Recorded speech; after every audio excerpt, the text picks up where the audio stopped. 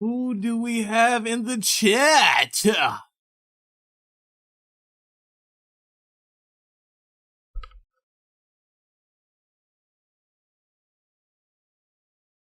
All right. Hopefully everybody can hear me.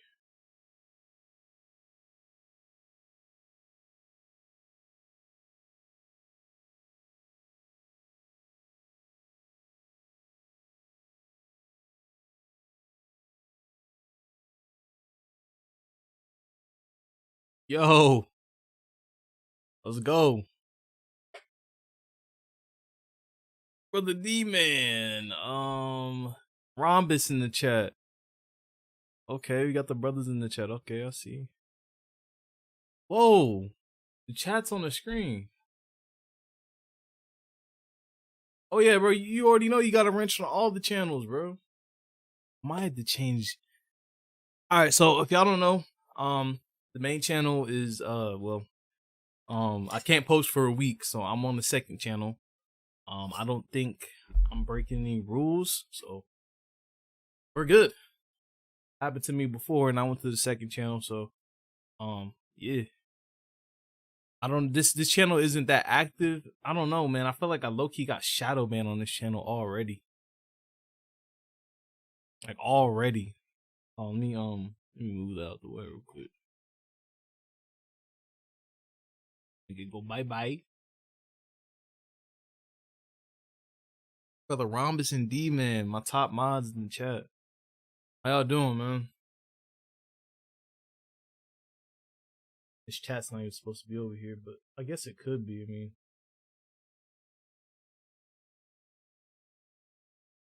good to see it.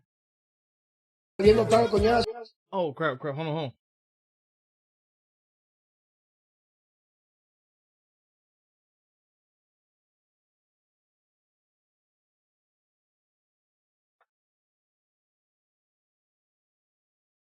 I hope y'all doing good, bro. You know, life is happening to me, and I just hope life is treating y'all good. It's been pretty good, other than some tragic developments. Yeah, bro. I've been struggling as well, bro, but you know, God got me, bro. So I'm not really worried about it. There's a plan. You know, God got a plan for everybody in your God got a plan for everybody, rather if you believe him or not, bro. There's a plan for your life, fam. You know? I shared Reloaded out the other day. I appreciate that, D-Man. Yeah, because there's not really... I commented on my last community post, because I only can comment. I can still watch videos and comment on other videos, but I can't post anything. Videos, community posts, shorts, nothing. So I commented and I pinned it and said, you know, I was banned for a week. So, yeah, this channel just doesn't have...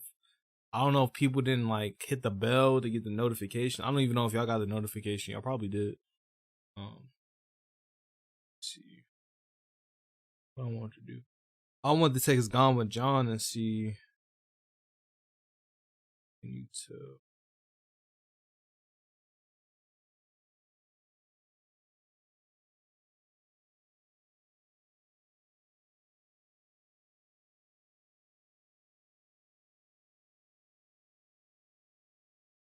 You got the noti? Okay, sweet. So at least I know y'all turned the notifications on. That's good.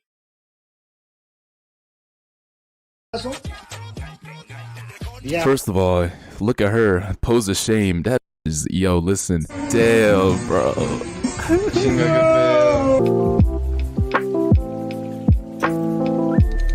Man, that's kind of loud.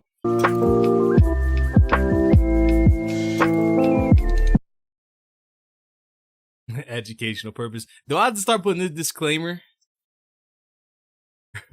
Do I need to start putting the disclaimer on my videos, bro? Maybe that's how I make it. 4 people in the chat. Okay. Did y'all get notifications? Was good. Might have to change my thumbnail, bro. I gotta be like incognito with it. Hold on, y'all. Gotta be incognito with it.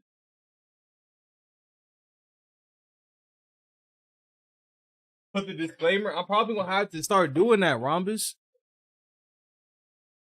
Like, that's sad, bro. That's how bad this platform is. I literally cause I'm subscribed to my channel on this channel, and I got a notification for a short that I uploaded like almost a week ago. That notification was like 5 days late, bro. Like, it's that bad. Oh, y'all give me a second. I want to change the thumbnail.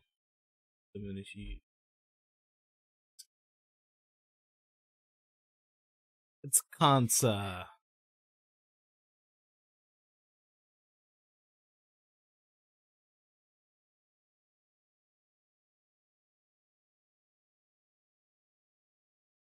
The future is female. I'm dead. Hold on, y'all. I'm asleep. Why does it look like this?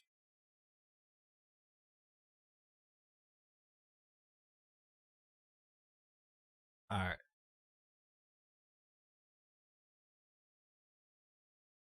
I think it's just me and Brother Demon in the chat. Shimmy, shimmy, yeah, I'm eating good night.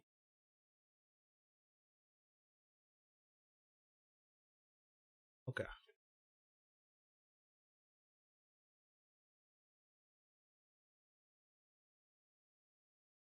Alright, welcome back to the channel, man. I hope you guys are doing well, taking care of yourselves as always. And bro, I'm in a great mood. I hope you are too. And if you're not drinking water, go grab you a water bottle, bro. Get yourself hydrated, man. But listen, today, the bullshit, this intro, I'm gonna press play on the video in a second because wow, this listen. I feel like I say it every other week, and the reason why is because my bad.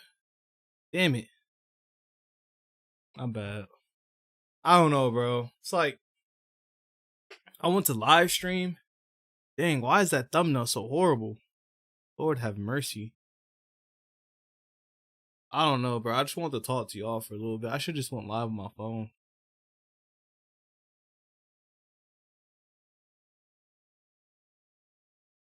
Let's see, like, have anything?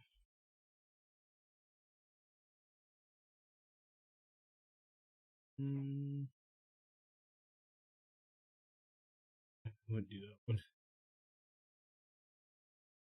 that. I feel it just vibing for a bit, yeah, bro. Cause like this stuff is bad. I just wanted to watch some videos with y'all.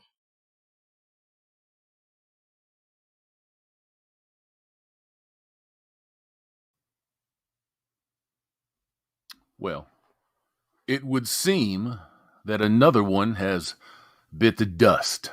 Let's talk about it and see if this was something that could have been seen or people just decided to ignore it because of confirmation bias, which is typically the case. I mean, I'm pretty sure you already watched that. Oh yeah. By the way, I went to go see this movie for free. I got into a movie. Me and my brother went to the movie theater, and we wanted to see The Cabin in the Woods or something like that with Batista. And we got in there, and my brother was like, "Hey, can we get a free movie?" And like, we just got a free movie.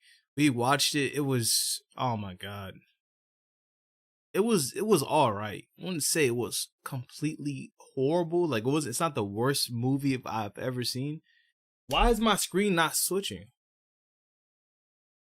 My bad. I can't even see what I'm talking about. My Elgato's not working. I heard the hammer. Yeah, that's Hammerhand. It's not the worst I've ever seen. At least the price is good. That's what I'm saying. You can't beat free. But like, the woman in there had short hair. I mean, there was some feminist stuff in there. Like, there was some like, oh, I'm a strong and independent, you know, like Starbucks activist, feminist activist type shit, protesting and shit. Oh, did my screen switch again? Oh wait, maybe it is working. Okay, it is working. My previews just paused. Damn, I missed my main channel. Shit.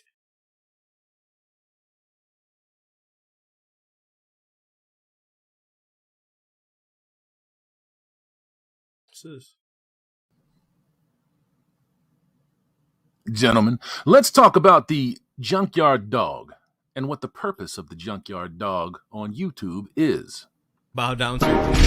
Bro, it only says I have one viewer and there's two people watching.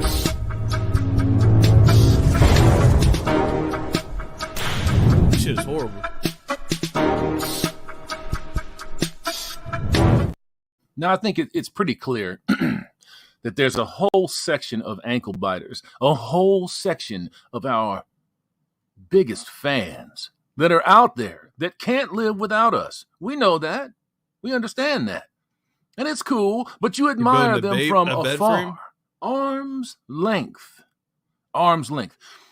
I have made it a priority in the last few years to not engage. Yeah, it's horrible, bro. YouTube is hella whack, and it's getting to the point I'm honestly just gonna move to Rumble. Like when I get back, I'm uploading all because I had to delete a bunch of videos because right now I'm at the point where I feel like YouTube is gonna find more content to strike. You know what I'm saying? And this strike doesn't wear off until like June. So I'm deleting all content about the alphabet community. All that stuff is going on because it's just every time I make videos about that subject matter, it gets flagged. And they found the old video from months ago, probably almost a year ago, and it was titled trans man, and I put men like in caps, gets exposed for being a predator, which was true, which was true. It's not like these people just went to this library where this trans man was speaking to these little kids. No, it was proven that he actually touched kids. So that video got taken down. And they said it was harassment and cyberbullying or some bullshit. But they let that video stay up for a year plus. Plus the video was privated and unlisted. So the video wasn't even public. So that means a YouTube rep was looking through my channel, you know, which they want to, maybe they were in the process of reviewing my channel for monetization, then found it and said, okay, I'm going to strike them. Now I'll have to wait until the strike disappears in June. And then not only that, well, after it disappears, I have to reapply. And then when I reapply, it's going to take another month for my channel to get reviewed. That's how bad it is, bro. It's bullshit. And it's pretty, it's demotivating, bro. It really is. It's going to get to the point, like I've already, my content, the effort I put in my content is already at the least. But like it's gonna get to the point where I'm just gonna not care anymore, and I'm just gonna do Rumble. You won't even see me on YouTube with these folks because you know what they want, right? What is the function, the purpose of a junkyard dog? You close them off, you cage them up, and then you set them loose, right? They bite, they gnash of the teeth. They attack anything that comes inside them confines. Correct? Of course it's correct. Of course it's correct. That's what they do. It's their only function in life. When you have a life that is devoid of love and kindness and compassion, when you have a life that is built squarely on opposing people, opposition to something instead of acceptance, what you're going to turn out to be. Mental TV. You're going to turn out to be I heard of a Mental junkyard TV. dog. I haven't heard of Mental Mirror. And that's too bad. Interesting. We understand that a lot of junkyard dogs' time is running out. Like looking at that hourglass, and there's just a few little grains and crystals left in there. What do I mean by that? No eggs. Empty. You don't have any eggs. No eggs. Empty egg carton. You don't have any eggs. I mean, it could be that, right? That's part of it. Part of it. That biological clock is ticking down, and you will notice that with the majority of the junkyard dogs that surround content creators, their time is running out. Their time is running out. They're old and they're bitter, and they can't decipher properly why things like this are happening to them. There's also other reasons. What are the other reasons? That's right. That's a reason too. They've been used. They've been allowing themselves to be used. They've been allowing themselves to be terminated every weekend by a squad of cactus. I'm going to do the hat dance here. I have Monk noticed Fu. that you fine men have been picking up, putting your money where your mouth is, and getting these hats. Thank you. I appreciate the shit out of it. I don't make very much on them. I make like $5 a hat. That's not very much, but it's something. It's something, and it goes towards helping us all. And then, of course, we have other reasons. What are the other reasons? The wall. No man on earth can make me fall. Yeah. Oh, we got You 4 see, people in the when building. we tell you Okay. that there's a biological clock and that there's a bad. biological wall for females, it's the truth. It's their vanity and their perceptions. Share It's the their videos, share indoctrination the channel, and man. brainwashing that stopped them from accepting that and believing that. You can look at an older man. Let's take myself, for example. Also, Say, oh, man, he slammed. I want to get, man, I really want to get in the streets, bro. Like, you know, I don't want to identify as red pill because, yeah, red pill is just the same. You know what I'm saying? This is, we live in reality. That's just what we're going to call it. It's the real pill. It's reality. What's going on around us, what's happening to us is the reality that we live in, right?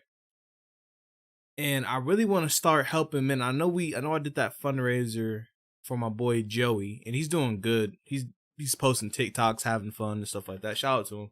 But I want to do more, man. I really want to do more.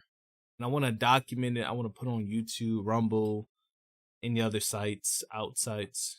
Because I feel like there's a lot more people that need help, especially men, you know? So I have to see what I can do, man.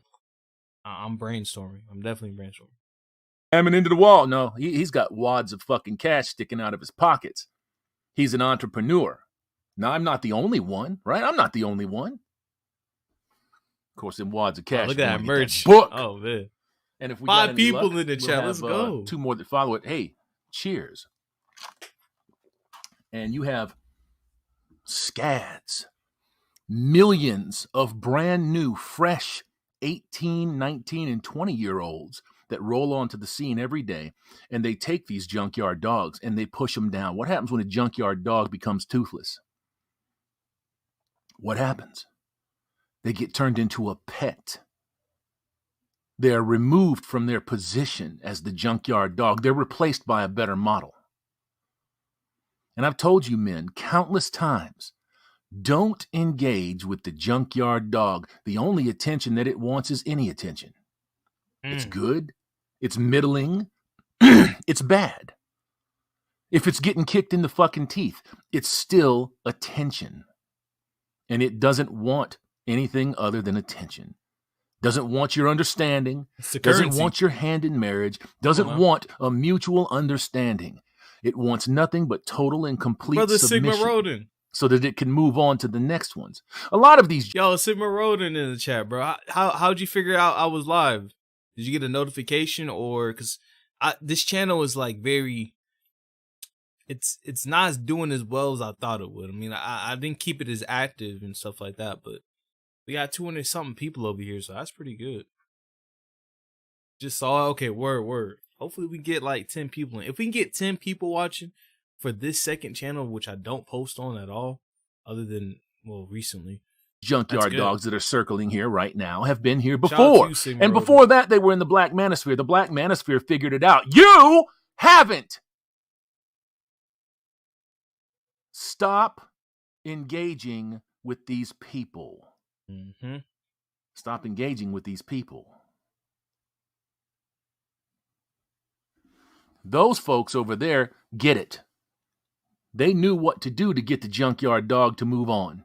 And the junkyard dog moved on. Now people laugh at them. I've been laughing at them for years. Pointing.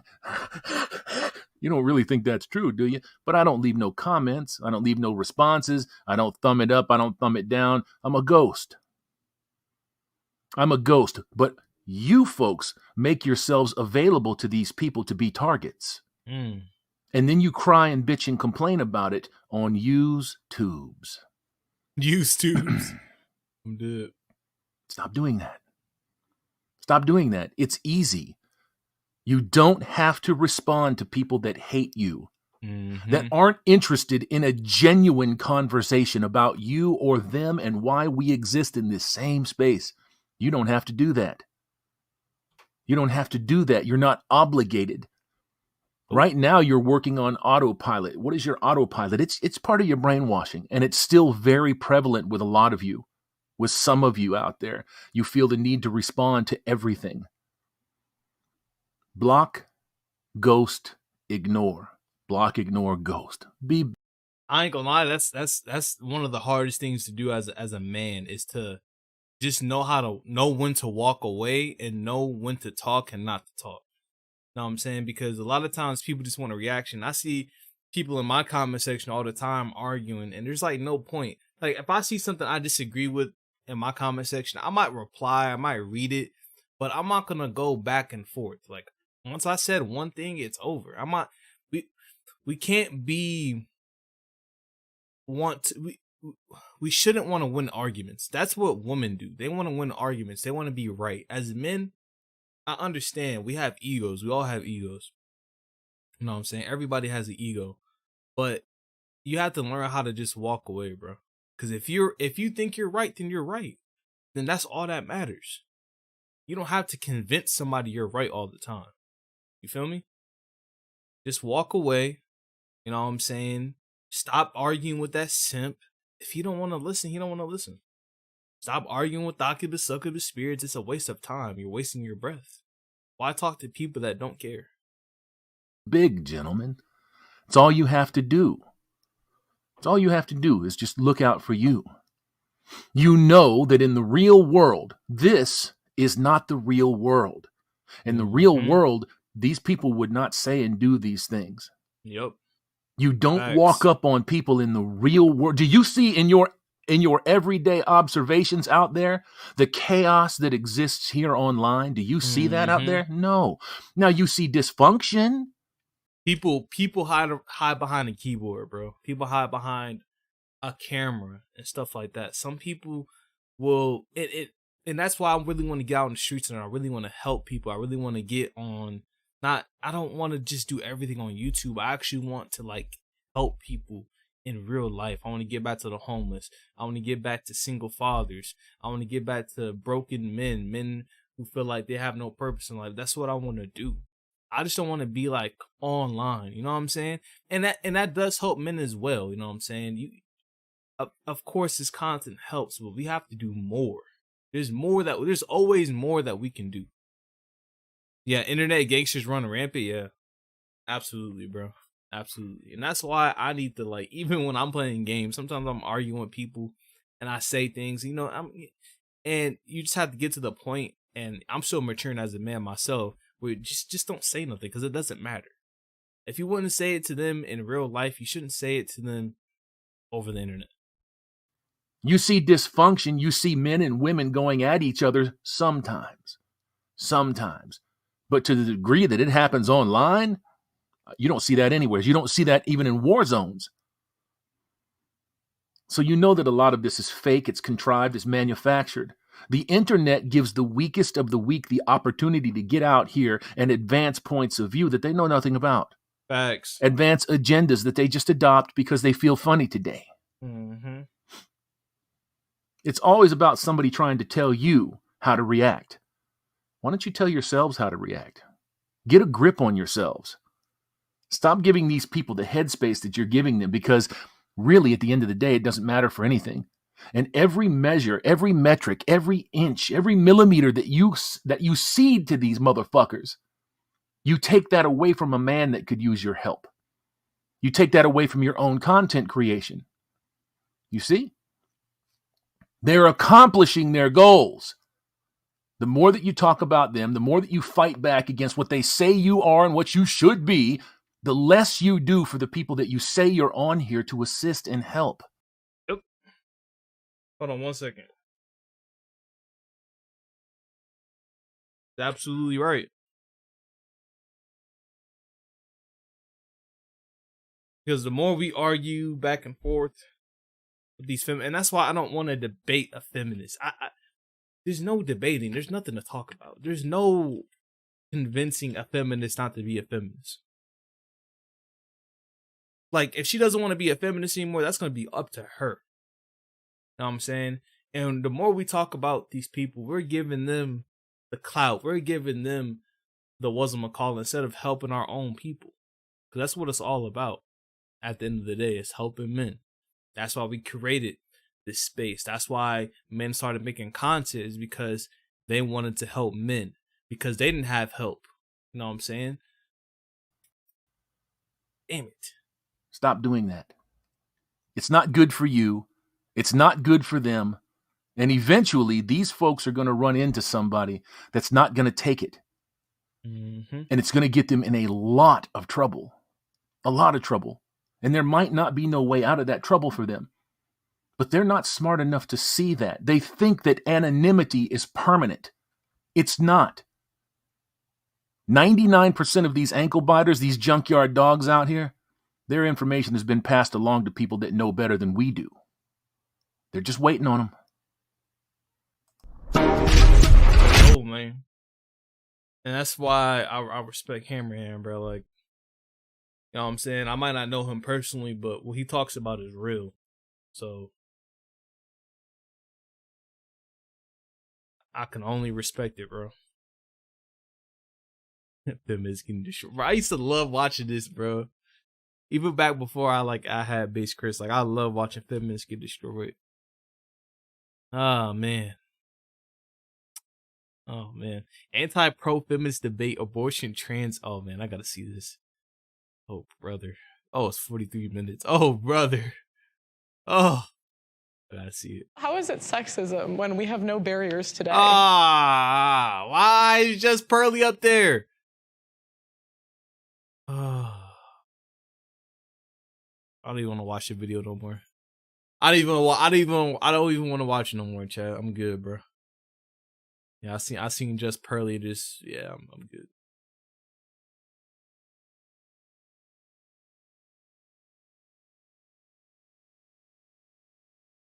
Let's see. Feminist versus anti-feminist.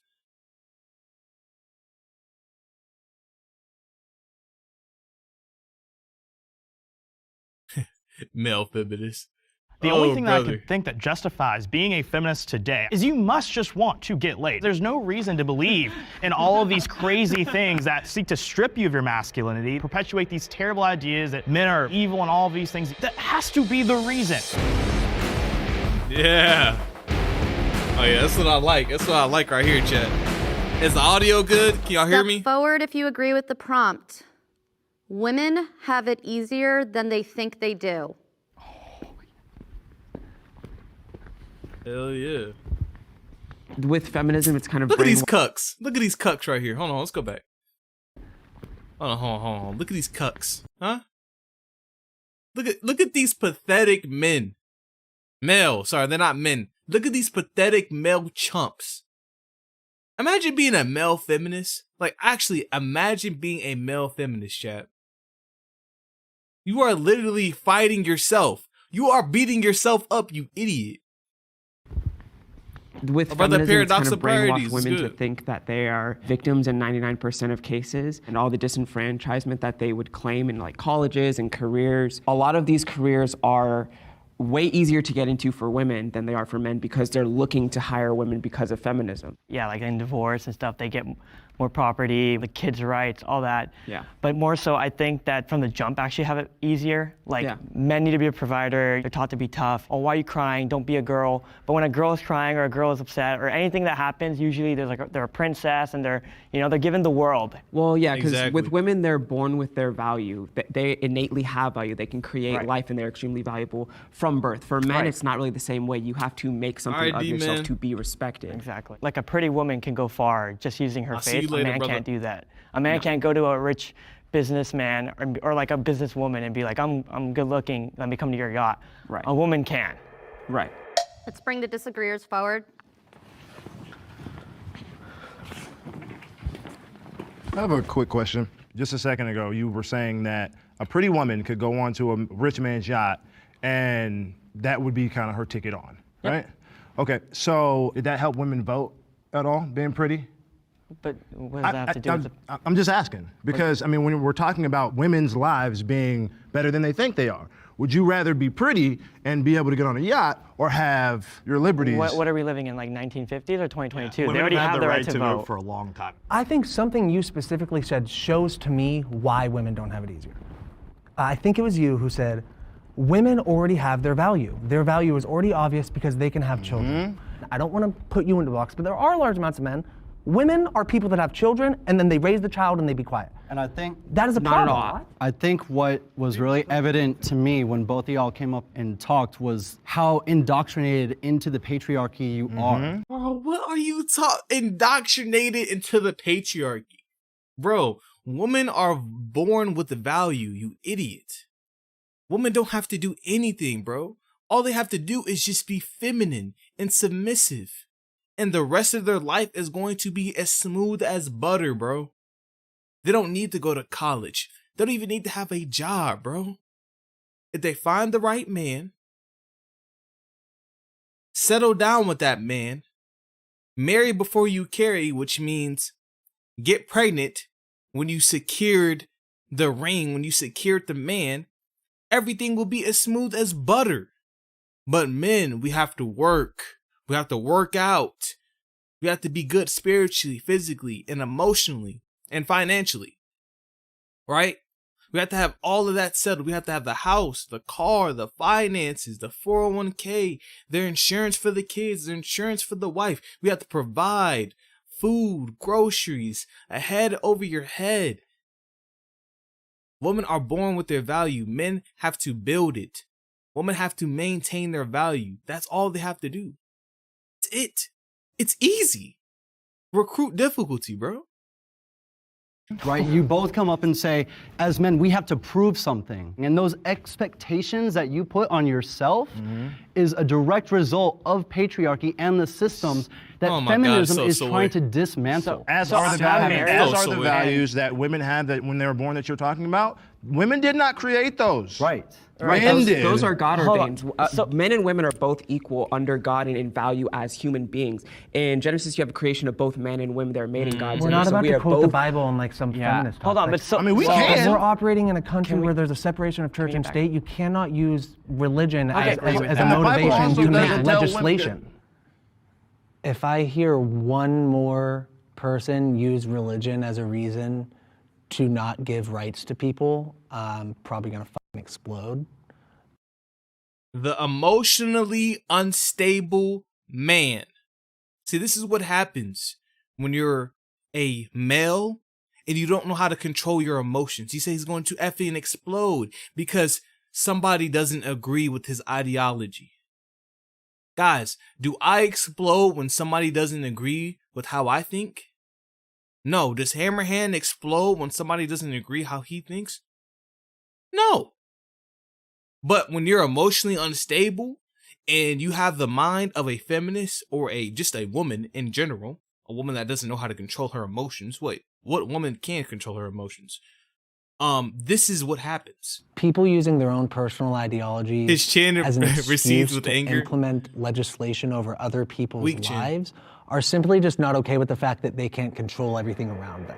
Back to the prompt, I mean, I don't think that gaslighting that women have it easier than they think they do. And I think to just make blanket statements like women in society think they have it easy or men in society have it harder or whatever you want to say, I just think it's kind of naive. Sure, maybe some women think they have it easier, but that might not be because they're a woman. It might just be because of their own set of life challenges and vice versa. Yeah, and I agree. And one of the reasons that I am so passionately anti-feminist is because I believe that feminism pits men against women. Men and women may be equal today, but they are not the same. But also, too, women are under a pressing assault today in this country. They're losing their ability to compete in sports, beauty pageants, also just basic things like that to people that identify as women. And no one is talking about it. Feminists aren't talking about it. So now you have conservatives having to fight for women's equality in You're making spaces. some pretty blanket statements saying feminists don't care about it. And you say, you think that all women just are against men. To answer your question, yeah.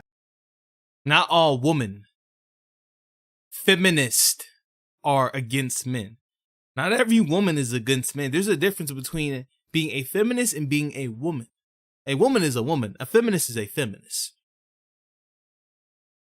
You're talking about women. Women are not all feminists. Yeah. There are plenty of feminists who are very anti-woman. You know, you saw it during in the political era where you have people who will attack Kayleigh McEnany and Kellyanne Conway because... Look, it's crazy how we gave women the right to vote, but those same women can't be enlisted in the draft. They can't be drafted into the war. So how are you going to say, I want to be equal to a man, but you don't want to fight for this country just like men have done over these hundreds of years? Men have sacrificed for this country. Men have died for this country. Men have lost limbs and became amputees for this country. PTSD, mental health, messed up. But women don't have to go through that. So how can we say men and women are equal if women are not doing the same thing that men do?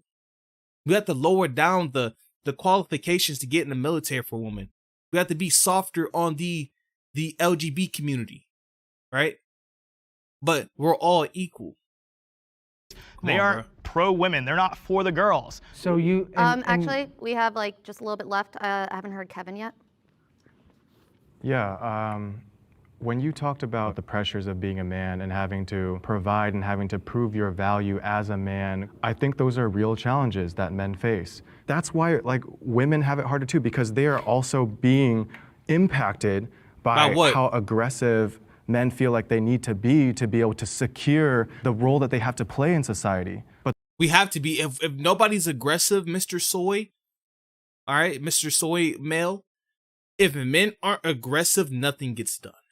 You have to understand the nature of a man to be able to criticize a man. You have to understand the nature of a woman to be able to criticize a woman and to be able to understand why she's doing what she's doing. Men are naturally aggressive. When you have testosterone and that testosterone is going through your body and you have to say you get in a fight, somebody sucker punches you, that testosterone is going to kick in. You're going to get aggressive unless you want to die. Like, oh, don't hit me. No.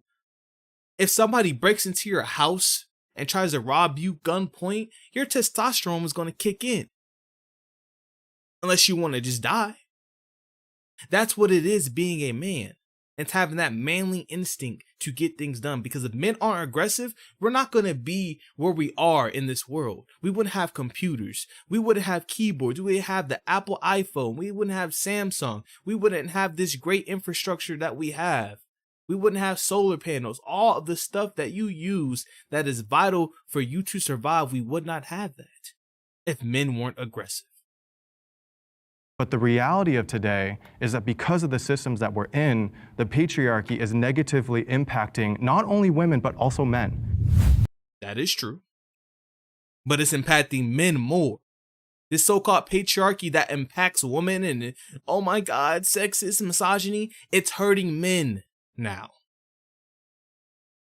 I can't think how women are being impacted. I'm sorry, I don't see it. I really don't see it. All women are believed, men aren't believed. If a man says, oh, you've been SA'd, right, or raped by a woman, he's going to get laughed at. But if a woman says that, she's believed automatically with zero proof. So you tell me if that's equality. There's no wrong reason to get an abortion. They got bussies, bro. Wait, what was the question? Get an abortion. There's no wrong reason to get an abortion? Look, they're over here communicating with each other. So I'll just center the conversation around the very fact that, you know, we're a group of 8 men. The optics of 8 men in a room talking about when women do and don't deserve to get an abortion it's a bad look. So for me, from a personal standpoint, you know, I have a girlfriend. There might be some reasons on a personal level where her and I having that conversation together, I might say, oh, I think we should do this, I think we should do that. On a legislative level, I don't feel confident enough to legislate when someone is and isn't allowed to get health care. Because that's what abortion is, it's health care. It's not health care, it's murder, sir. That's see, let's be real here. Let's be honest, all right? Because this is what they like to do. This is what feminists like to do. They like to BS and say, "Oh, it's healthcare." Or, "Oh, just like how Jada Smith said, I had a what do you call it? What's the word, chat? Instead of admitting she cheated, she said she had a I forgot the word. Damn. I can't think of it. But this is what they like to do. They say, "Oh, it's not it's healthcare. It's not murder. It's healthcare. They're taking care of the health." Oh, right. So getting pregnant and then terminating the baby is taking care of their health. But what about the health of the baby that they just created?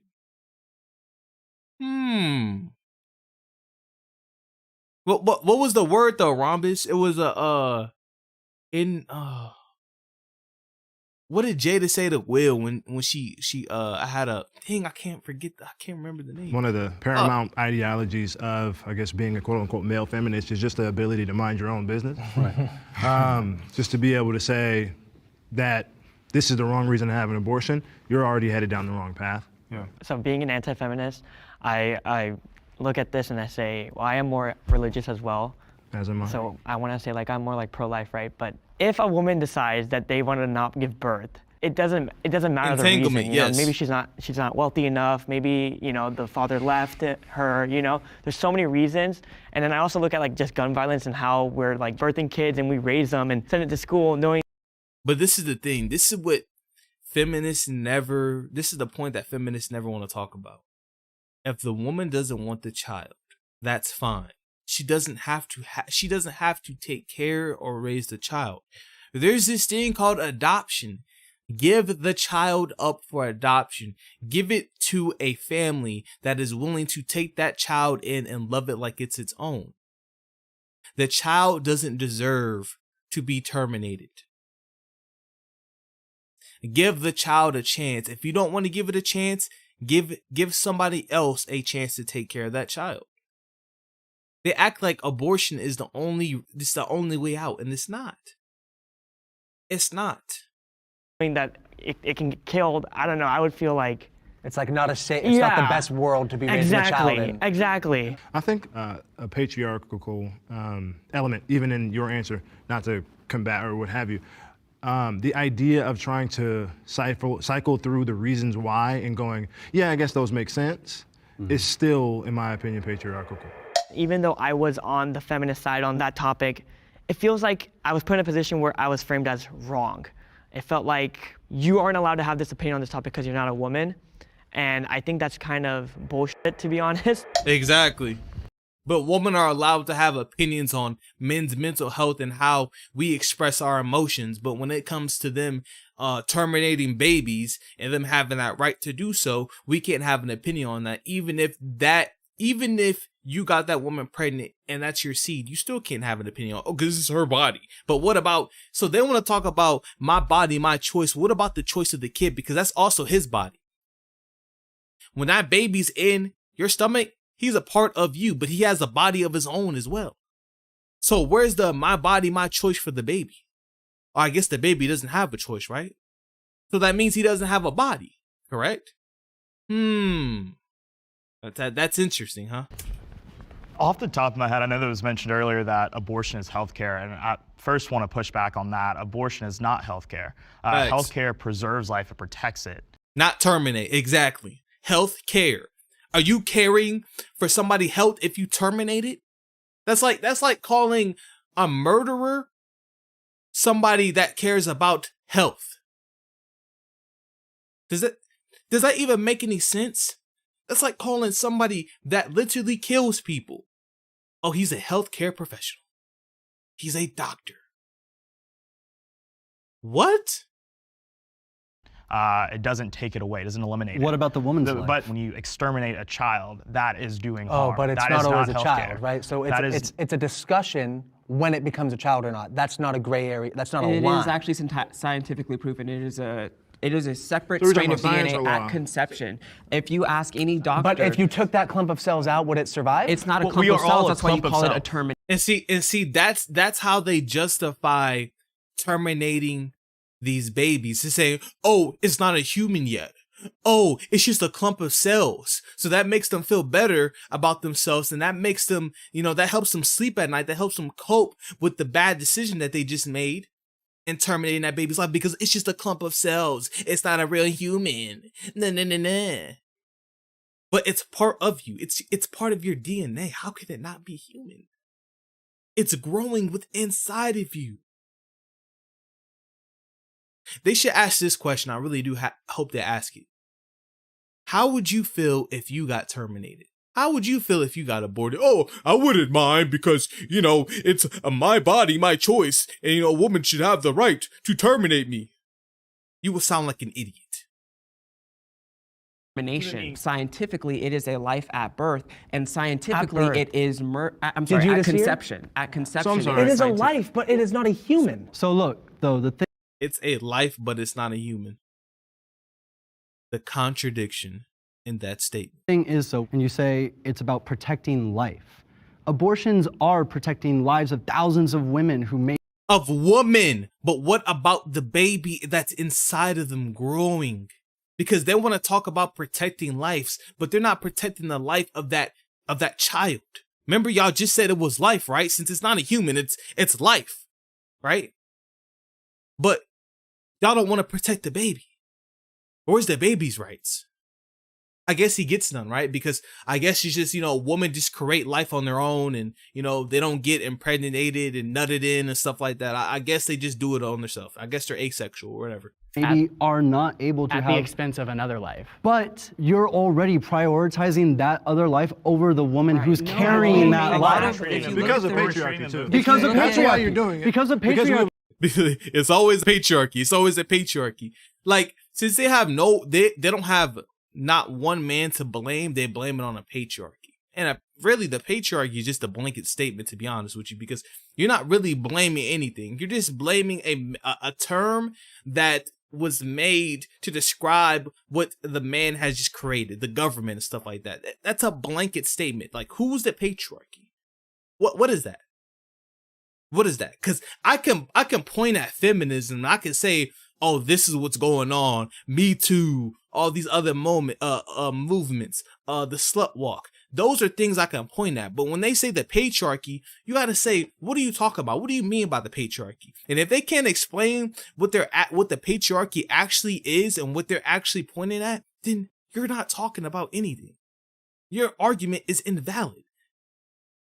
You're basically saying that. So what if we're these aborting cells a female are more baby? Important than the woman. I think it's absolutely shameful how flippantly our society has begun to treat the topic of abortion. You are literally exterminating an unborn child to protect the life of another woman. Then don't have sex without exactly. Talking about we're protecting the life of the other woman, and then guess what? He's gonna say, "Don't have sex, use protection." Then when you say that, now you're slut shaming. Do you see how you can't win with these people? Do you see why stuff like this, it doesn't get anywhere? When you argue with a feminist, when you argue with somebody that doesn't want to see your side of the story, that doesn't care or even want to understand where you're coming from, you get nowhere. Nowhere with these people. Because they think they're right. And they think they're justified killing unborn babies, and they call it a clump of cells, and it doesn't matter, and we're trying to protect women's lives. What do you mean protect women's life? You acting like women just get pregnant and they can't control their pregnancy. Where's the accountability for them? Why don't they be celibate? Why don't they use protection? Why don't they use birth control? All the stuff that they could use that can prevent them from getting pregnant, because men have none of that. We don't have birth control. The only thing we have is condoms. But if that woman pokes hole in that condoms, if that woman lies to us and says she's been on birth control and that she's taken her pill, or I have the shot, you can nut in me, you can do whatever you want with me. And then that so-called man does that and she gets pregnant, where's the protection for men? They want to talk about equality, but men can't. Listen, I'll be cool with this. Y'all can have your abortion rights because y'all evil anyway, right? Have abortion rights, but let men be able to opt out of being a father. Let's keep it fair. If women can opt out of being a mother, then let men have the choice to opt out of being a father. If you want to abort my baby, okay, cool. Go ahead, do it. But if you decide to have that baby, and I said, oh, I don't want to be a father to that baby, let me not be a father then. How about that? Protection. Really, you don't and have get sex without contraception. protection. How about you don't have sex without protection? Well, I don't have a baby. I don't have a baby. Tell them what they can do. Stop absolving. But they tell you what you can do, so I guess it's all right. So women can tell you what to do, tell you, oh, how to be a man, but you can't tell a woman how to be a woman. You can't even say what you want in a woman without being labeled a misogynist, without being labeled, oh, you're sexist, oh, you're slut shaming, oh, patriarchy. Women and men of responsibility in treating grown ass people like they are children. Again, we're not emphasizing any of those things. Right. We're going straight to women and making it their problem. Well, it's a man's problem as well, because if a man gets a woman pregnant, that is his child as well. So one of the things that's really important, what abortion does, is it puts all of reproductive rights in the hands of women. Exactly. Both parties. She cannot have a child without a man. Abortion normalizes women making bad choices. Facts. We've kind of given a free pass for people to be a lot more carefree about who they sleep with and not really think twice about the ramifications that may come of it. But again, we're also, once again, we're 1 second, chat, I gotta let my dog out.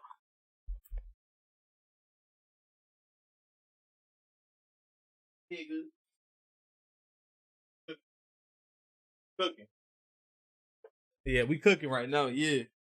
Oh yeah, I'm cooking these better meals. zooming in on a high level on the end result. We're not talking about the systemic issues that cause women to have abortions. Hold on. We're not talking about the lack of resources that make people feel like they cannot sustain a pregnancy or sustain a life. Right. And those are things that are caused by the way men have set up society. So instead, hold on. So instead of talking about the actual issues from the top down and going the whole way, we go to the most oppressed person involved and make it their fault. Mansplaining. Women are the most oppressed. Okay. Women are the most oppressed, but a woman is just automatically believed. She can go to the police. If you have a woman that lives you right now, right? Say if you live with your girlfriend and she calls the police and says, my boyfriend put hands on me. They're coming to get you. They're going to find you and they're going to put you in jail without any proof. Without any proof. She can have no bruises, no evidence, nothing. And you're going to jail. But those are oppressed people. She can literally, right? Say if you live with her. In some states, right? If she decides to take you to court, she can take half of your stuff. She doesn't even have to be married to you. Those are oppressed people. Women can take half of your stuff in a marriage. Those are oppressed people. Women get custody of their kids probably 90% of the time. Those are oppressed people. Women get paid child support more than men do. Those are oppressed people. There's so many things I can say. So many things. Is overly criticized. This is hurting me. It's hurting me too, bro. Trust me. I frequently come across videos online where like a man will respond back to a broad generalization about women, and they'll be like, oh, you're just mansplaining it, as if men aren't allowed to have a voice in the conversation. And I think that the term itself, it's just not really defined. And mansplaining is just not real. Yeah. Like it literally is a man explaining something and these people get angry about it. Like that's the reality of the times in which we live. And it hurts the ability of men to have conversations with women. Exactly. Because you think, oh wow, if I explain this issue to her, then I'm gonna be accused of mansplaining, or I'm gonna be accused of being sexist because I don't think she understands it. That's toxic. And it hurts women, Facts. it hurts men, and it's just not a way for us to have a functioning society. And at its core, it's completely hypocritical, because the feminist plight is that women need to have a voice and they're being told they can't have a voice. And then they turn around and do the exact same thing and say, you're mansplaining me. You shouldn't have a voice about this topic because you're a man. And we're targeted because of our identity, and no one cares about it because we're supposedly in positions of power, so we don't get to be victims. We don't get to say, oh, you should feel bad for us, because we're men, so we don't get to have the luxury of having the benefit of the doubt of society or the media or any of those things, and it's a shame. It's a shame. Right, yeah. We don't have the benefit of anything. I'm going to speak about mansplaining from a different perspective, because you guys are talking about controversial topics.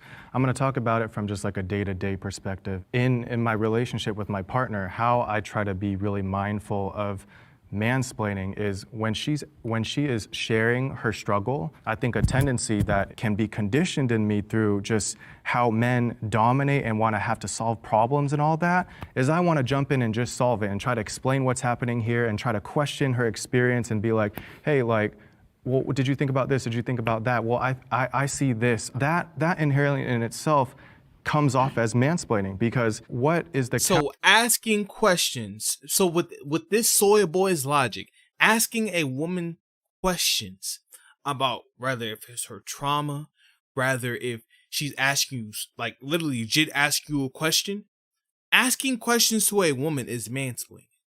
So right now he's putting himself in a beta male inferior state, and he's walking on eggshells with his woman, because right now what I see mansplaining is don't upset a woman. Don't say triggering things to a woman. You don't want a woman to be mad at you. Be gentle, be soft. But men aren't like that. And when we try to do that, it doesn't work. So what's the point? I don't get it, bro. I really don't. Counter to mansplaining is actually getting consent from the other person. How do you want to be supported? Do you want me to support you and listen to you, or do you want me to help solve problems? It's also, mansplaining is also not just a man having an opinion. Right. That's not the situation. The idea is when a man interjects an opinion that he either is not fully educated on or does not have the appropriate empathy to be able to talk about. How is that different than a woman doing that? Yeah, exactly. That's my issue. Then feel free when a woman does that to say you're womansplaining. I don't think that they'll get very violent. There's a reason that term doesn't exist, because you're not allowed to do that towards women in society. I promise you, if you did that, it would be just fine. You just invented it. It would be just fine. I think the difference is, though, when if that were to happen to men, it wouldn't quiet our voices to being completely unheard. My wife is a physics and math teacher. If she has the answer to a question in a staff meeting, she's going to have to be louder than the men in the room, because that is the way society has conditioned people to operate, especially in male-dominated spaces. Yeah. That's what mansplaining is. I have one more question. Is it about the word? Yeah, that's what I feel. Is it about people getting hung up on like words like y'all really don't. Y'all have a lot of problems with a lot of these languages. When you say, oh my God, just like y'all have the problem, like, bro, these people contradict themselves so much, bro. They want to talk about anti-feminists, men having problem with the words, but I can't even call a woman a female. Y'all get triggered by the littlest things, and you want to talk about getting triggered over words. Really? Mansplaining, you have to understand that subconsciously we're already creating a divide when really a woman can mansplain by definition the way you guys are explaining it, and that's just as wrong as if a man does it. So why is it called mansplaining? Why isn't it just disrespectful? So when your life is not at stake, when you're not being attacked, I think you can focus on language. When you're not at risk of being... You live in U.S., dude. Men are attacked every single day. Women are attacked more. But I think from a societal standpoint, you guys talk a lot about social conditioning and how women feel uncomfortable. But don't you think this narrative that you're saying right now is contributing to that? Telling women that they should be scared when they're in an environment full of men. Telling women that, you know, they are oppressed, they are this, they're that. By telling women they're less than men. Let me respond to that. They're not telling them that. They're validating the fact that that's the reality. Right. Women should be encouraged to be financially independent of men.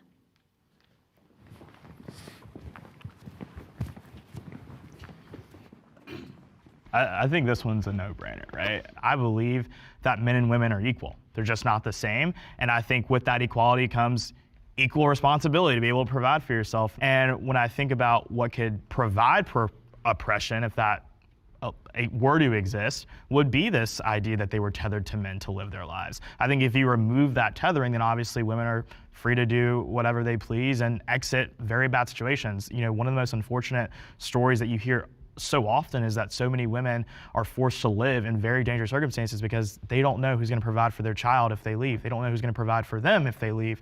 And so I think financial independence for anyone is always just a good idea. Yeah, I mean, that's just called being an adult. Women should know how to manage their finances and control money without a man. I agree. That's just called being an adult. If we're equal, right? If a man can provide for himself, then a woman should be able to provide for herself. That's all I'm saying. This question that's what I'm saying. Paradoxal. It should even be a question about gender. If you're an adult, bro, you should be able to provide for yourself. That's just being an adult, period. This has nothing to do versus man versus woman. What? I want to speak about this through a different lens. I think it should be like women should be empowered to be financially independent. Encouraged versus empowered takes a different sense of support. Speaking to how men feel the need to provide. Sometimes when a woman makes more than a man, men can feel like they're less of a man because the woman is taking more of the boss and provision kind of role in the household. So I think that it's important to be able to equip women with being able to feel like they are empowered, and that is a feminist thing because it is. Bro, but it's just called being an adult. It has nothing to do with empowerment and feminist. As an adult, you should be able to provide for yourself. What are we talking about here? I don't understand. When has this become a feminist thing to, oh my God, I had to provide? Unless, listen, the only time where I feel like a woman should be provided for is if she's a wife. If she's a submissive wife, she's taking care of the kids and stuff like that. She doesn't need to work if she doesn't have to. That's it. But if she's not in that position and she has a boyfriend, she should be able to provide for herself. Straight up. If you're not my wife, you're not getting taken care of.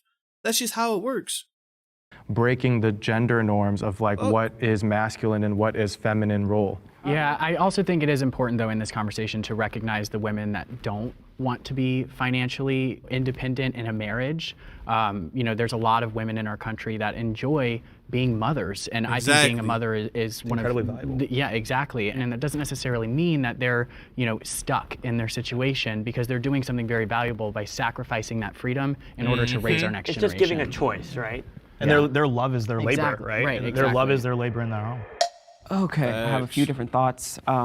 One of them would be the importance of the family. I think women should go out and be financially smart and know how to make money and be able to make money for themselves. But being independent of men leaves this notion of that you can never trust a man or that men are unsafe. And the problem that this brings is in the family. I think Can I ask you why?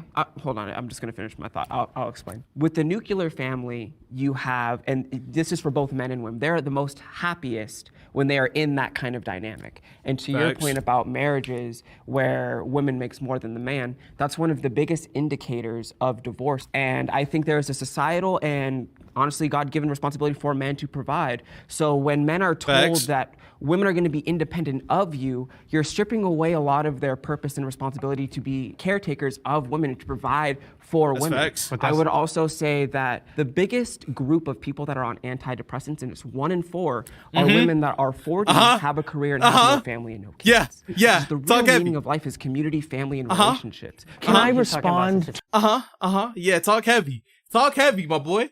Talk heavy. That's facts. These career women. And see, this is what feminists don't want to talk about. You see, they want to have that illusion that they're all happy and they love their career and I'm an empowering woman. Let's do it, girl. Woohoo, slut walk, yeah. But the flip side to that is depression. The flip side to that is a zero purpose in life. They cared so much about their career, they never settled down. They didn't have children. And even if they did have children, guess what? They didn't stay with that man. So now they're trying to, hurry up and get married and, try it out in their 40s and 30s, and they're depressed and they're on the antidepressants. That's the bad side of feminism. But they never talk about that. They never talk about the cons of feminism. And this is a huge con. To one specific thing you said. Which exactly, is, Paradoxal. The demographic of women over 40 taking antidepressants, and you're using that as proof that they're the most depressed group. Men just kill themselves. Yeah. So wow. What? Chat. I'm at a loss for words. I can't believe he just said that. So what he's pretty much trying to say, he's gaslighting. He's gaslighting. He's trying to say men are weak. Oh, men, they just end their life. Oh, at least women are still living. They're still on antidepressants. They're still fighting. Women are stronger than men. Wow, I can't believe he just said that. Wow, that is crazy, bro. Like, I ain't gonna lie, the male feminist is probably more dangerous than the actual feminist. Wow. All the men that have killed themselves, if they didn't do that and were still here, men would predominantly be more depressed. There's no basis. But also the men statistically kill themselves more. But we're talking about two completely separate, different points. Well, I think he's just saying that statistic is a little bit difficult to process. It's out of context because the men that there's other factors. Yeah, there's other factors. There's always going to be other factors, but that's a clear indicator that women at some point, whether they started wanting a career, will eventually want to fall into a role of being a mom, having children, because that is what women derive the most happiness from. You got a lot of studies and stats over here, which is cool. But like, when we're talking about financial literacy and financial freedom, there are a lot of women that have the ability, that decide to step back, all those types of things. None of that has to be taken away or omitted in order for them to be empowered. People should be able to do in their households what they want to do. Right. And I don't think anybody's trying to take that option away from women. I think y'all think people are, but I don't think that's really happening. But they are. But they are. We see that in society today. People demonizing women for choosing to stay at home. Female empowerment also means empowering women, again, to make the choice that fits them, their choices, and what they want to do. It is just as powerful, just as influential, just as important as a choice to make to raise your kids at home, if that is what you want to do, and also be the CEO of Walmart if that's what you choose to do. We can empower women to be girl bosses, whatever you want to say. Would you empower a male friend if he told you that he was going to quit his job to be a full-time stay-at-home father? If he wants to. What? So if he wants to do that, he can do that. No, that's good. I just want to make sure, because like, you're only defending women who get demonized for doing this, and you're not like advocating for men to want to step up and do that too. You're only because most men don't want to. Why not? Why don't you want because men? They don't want because to. They just don't want to. I don't want to. I just want to make sure. Exactly. Like, this guy right here, he's triggered. And that's why he said, oh, well, men just take themselves out. So that means even if a woman's on antidepressants, at least she's still living, at least she's still fighting, at least she's still trying to get better. You're such an idiot, you don't realize that those antidepressants actually make things worse. You didn't know that, did you? You acting like taking antidepressants is just a cure for depression. That's how much of an NPC this idiot is. He's ignorant and he doesn't know what he's talking about at all. Are you pro choices or pro less choices? This is a trap. This is a trap. What do you mean by that? Are you pro choices? Are you He's pro less trapping choices? you. When I asked him why he doesn't encourage men, he said because they don't want to do that. So then why is it a problem if women don't want to be stay-at-home? I'm not encouraging women to stay at home. Too. I'm not encouraging women to stay at home. Never said that. I'm saying that they have a choice, and I'm not for taking choices away from women. You may be. I don't know. All right, reset. He's upset. Period pain is exaggerated.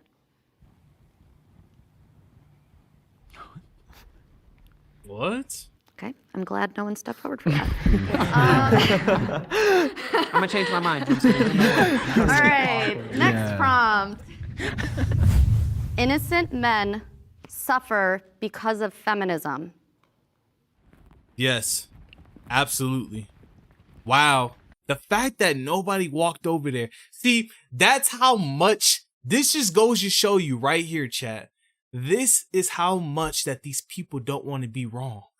They just don't want to be wrong. They don't, and this is why you cannot talk to these people. There's no debating with these people because they can't be wrong. They don't see your side. They don't see what you're talking about. They don't want to, oh, I see what you mean. That definitely does happen. They don't want to admit it.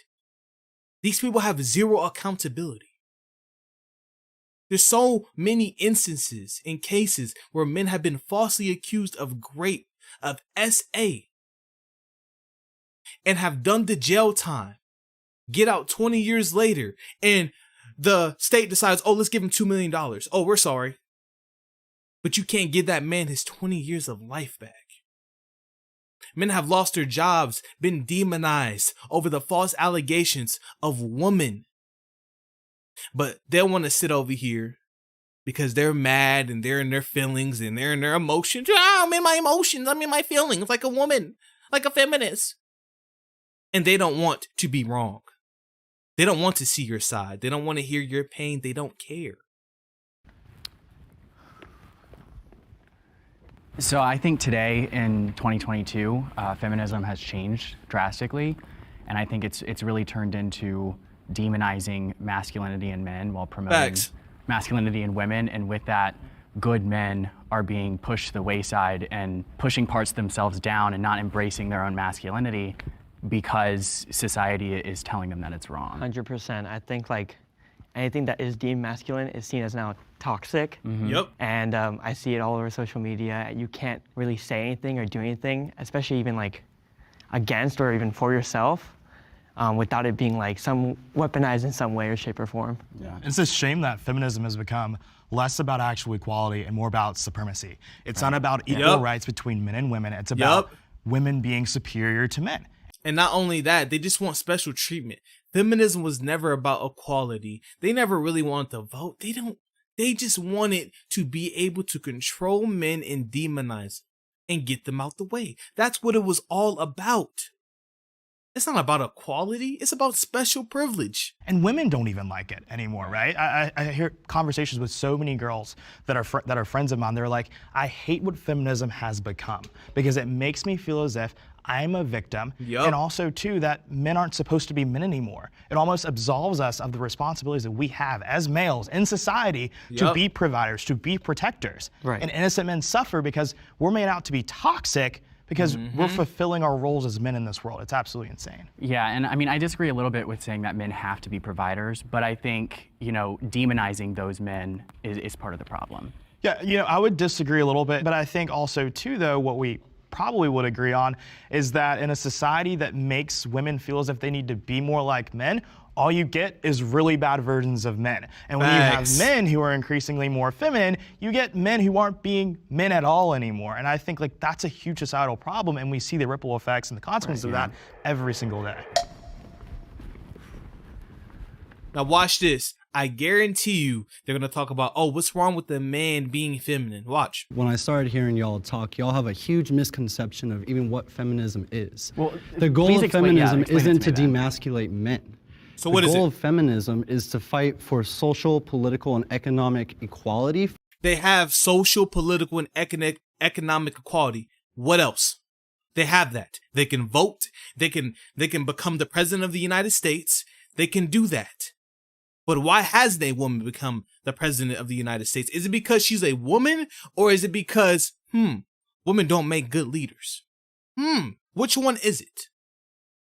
For everyone to, regardless of your race, opportunity gender, or equality of outcome, because it used to be equality of opportunity, and that's when I would say I would be a feminist. But either now it's become equality of outcome.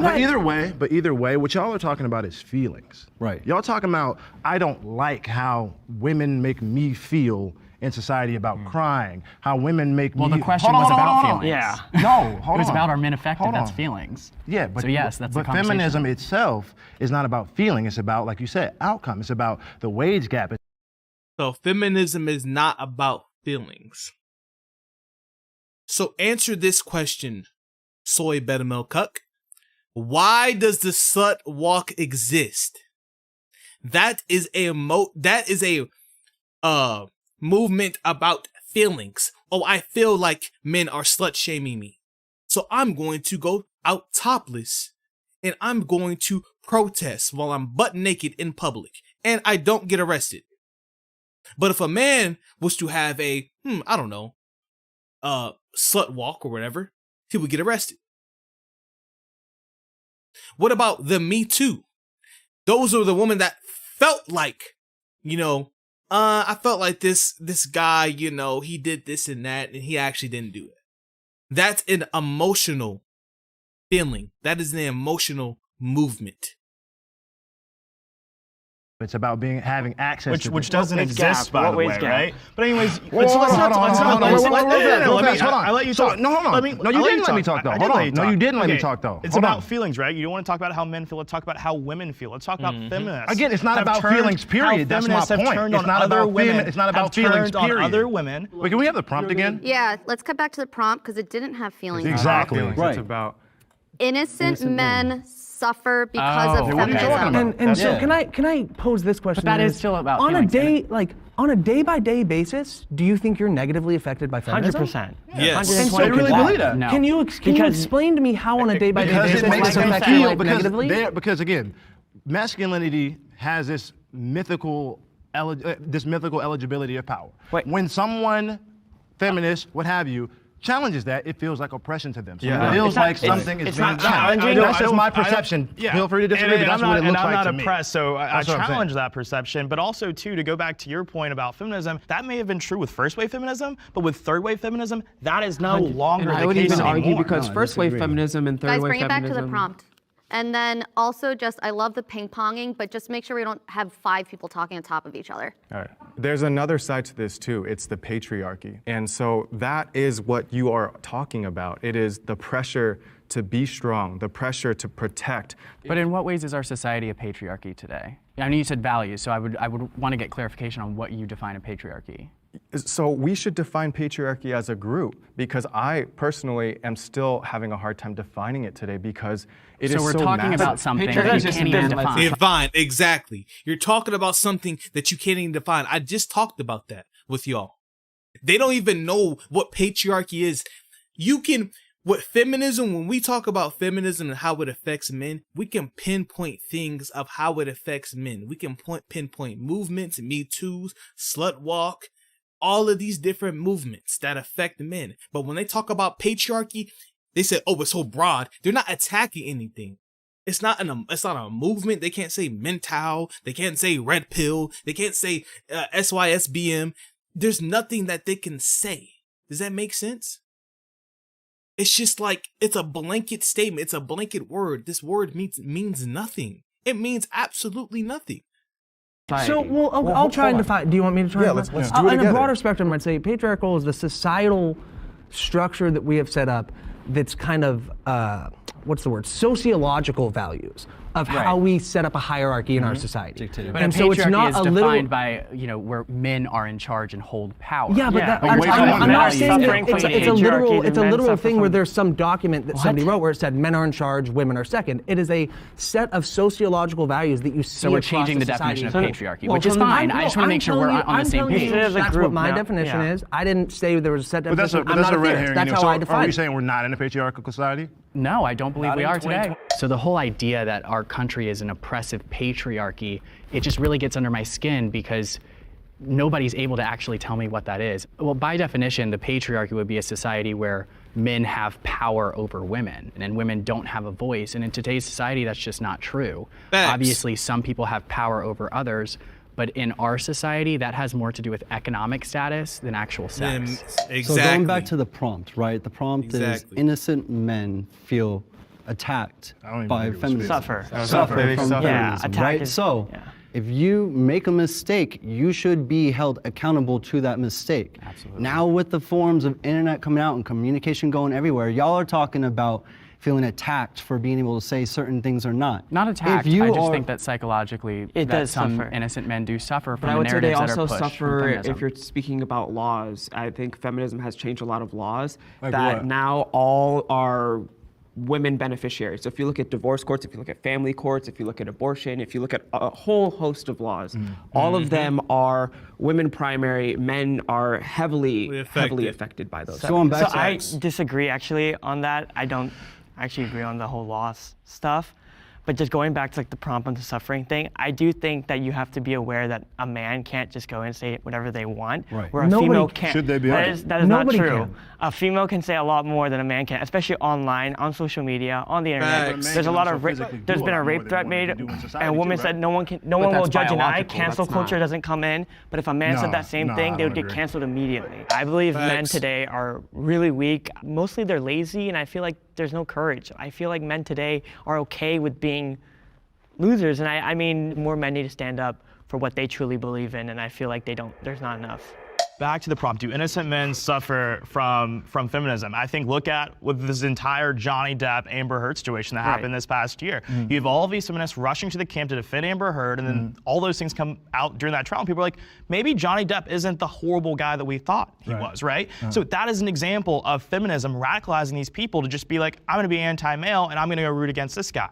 But to the point of the political— How is Johnny Depp a victim of the system? Like He had his day in 30 court. seconds left on this prompt, so just finish your thought. But yeah, but also to Brett Kavanaugh, big example there. You have all these allegations that come up when he's going to be the Supreme Court justice that never came. Now, do you see how he has certain examples, and he actually has the facts? Has any of these male feminist soy boys gave us any facts or any stats or any type of, I don't know, any proof? No, they haven't. It's all been about feelings, but the black dude want to talk about, oh, you're just mad that a woman's hurting your feelings, when all you've been talking about for the past 27 minutes and 53 seconds is how you feel. You idiot. Came up before. Right, exactly. What did that do as far as enable people who have fake accusations to say, I'm going to ride the coattails of the Me Too movement and ruin an innocent man's life? Really quick though, where's Brett Kavanaugh right now? He's on the Supreme Court. He's on the Supreme Court. Well, Thank God. and then Johnny Depp, was he convicted of a crime? Because truth won the day. But that's the point. Was he convicted of a crime? He doesn't have to be, you don't have to be convicted of a crime for you to lose sponsorships, for you to get kicked out of Disney, for you to lose millions of dollars because you have to hire a legal team. You know what I'm saying? Your name is getting bashed in the media. They're calling you a misogynist. They're calling you a beater. You know what I'm saying? Your name is getting literally starts with a D. I forgot the word. In spite of feminism, there's a pendulum, and for a really long time, people weren't called out for things, people weren't held accountable. So now, yeah, the pendulum's swinging, and maybe there are going to be some false accusations and stuff going too far. I would rather have 1 million false accusations, like over 1 million people that deserve to be in jail not being in jail. Do you see what I'm saying? Like, I'd rather people. So what this dude is saying, he rather have, and look at this guy's face. I can't believe you said that. I rather men get falsely accused by the succubus feminists than, people not go to jail at all. These male feminists are fighting themselves. They're beating themselves up. Because if your girlfriend decides, because this guy has a girlfriend, right? This better male that's talking right here. If your girlfriend decides, Mr. Tucker, that, I don't like this guy anymore. Let me call the police and say that he did some things to me. You're going to get arrested. You're not going to be able to play that male feminist. Oh, what are you talking about? I'm a male feminist. Don't arrest me. No, you won't be able to play victim, buddy. See, don't get it confused. You're still a man. And they're still going to look at you as a man, rather if you're a feminist or not, buddy. Some false accusations and stuff going too far. I would rather have 1 million false accusations, like over 1 million people that deserve to be in jail not being in jail. Do you see what I'm saying? Like, I'd rather people go through you'd rather have 1 million people that are guilty on the streets than a million people that are not guilty have to go through a trial. I would rather have... All right, reset. Man, that was getting good too. Damn it.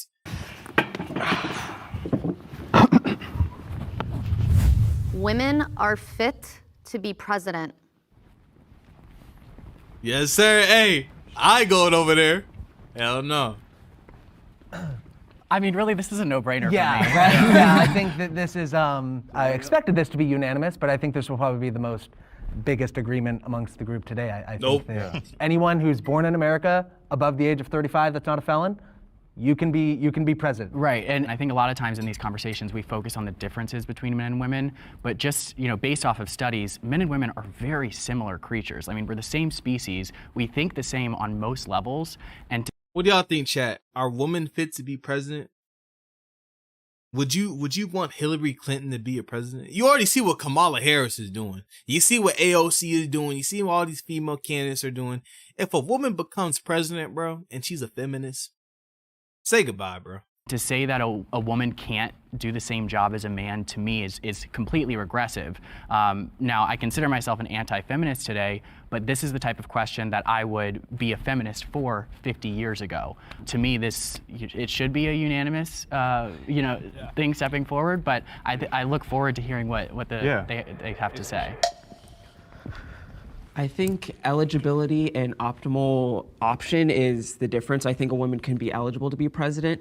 I think is it the optimal situation? No. I would kind of disagree with you where you say men and women are generally the same. I think we're completely different in the way that we process information, the way that we make choices, the way that we build society. Men are very hierarchical in nature, so it's very merit-oriented. I think women are a little bit more communitarianism or communism. That's what I'm looking for. Communism. Communistic. You mean community-based? Community-based, right. Thank you. Where everybody gets one. So you get one, you get one. It's not really based on output, which I think is good in some cases, but I think in a general scheme of building a structure of government, I would say having it more merit-based, very capitalistic, where you go out, you work for your living, you provide. Now, see, you just got to look at history, because history repeats itself, right? What matriarchy, because a matriarchy is a woman-ran society, whatever you want to call it, has survived? That was led by women. Like, we created this. Men, we created this. I just don't see a woman being a good president. I just don't see it, bro. I look at Kamala Harris. I look at the candidates. I don't see myself voting for any woman. I don't. Even if she has the qualifications, I'm not doing it. I don't. Adam and Eve, bro. Like, it just goes way back. Biblical stuff. I don't believe just the way I believe, my spirituality and what I believe in. Women are not supposed to be leaders. Women are not even supposed to speak in church, right?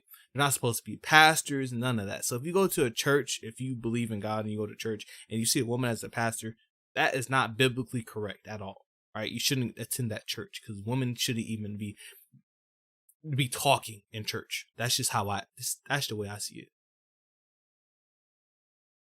Provide for your family. I think that's the way that men typically build society. So even a woman whose worldview aligns with yours, you don't think that she would be fit to be president, even if every single view she has aligns with Right, like I said, she could be fit, but is it the optimal situation? But why would she? So is the only reason she's not optimal because she's a woman? I would say it's not optimal because God called men to be the leaders of society. So again, you keep going back to God, and we keep trying to center Christianity as like the know-all, end-all.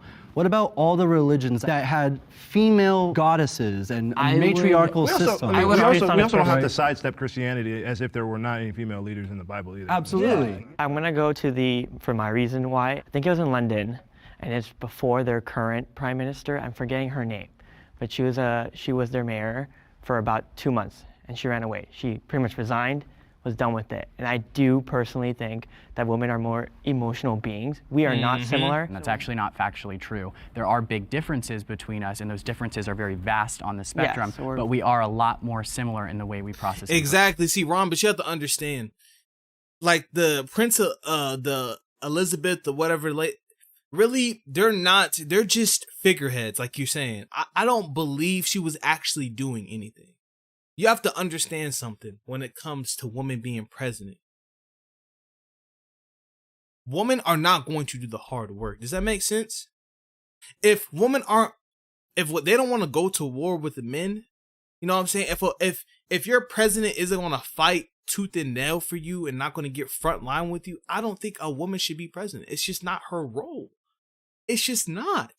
Maybe she could be a cabinet member or something like that. I'm not saying she can't be in politics or anything, but as far as being president, that responsibility, most women don't want that responsibility. They can't even be accountable. So how can I trust a woman to lead a nation, millions of billions of people in the right direction?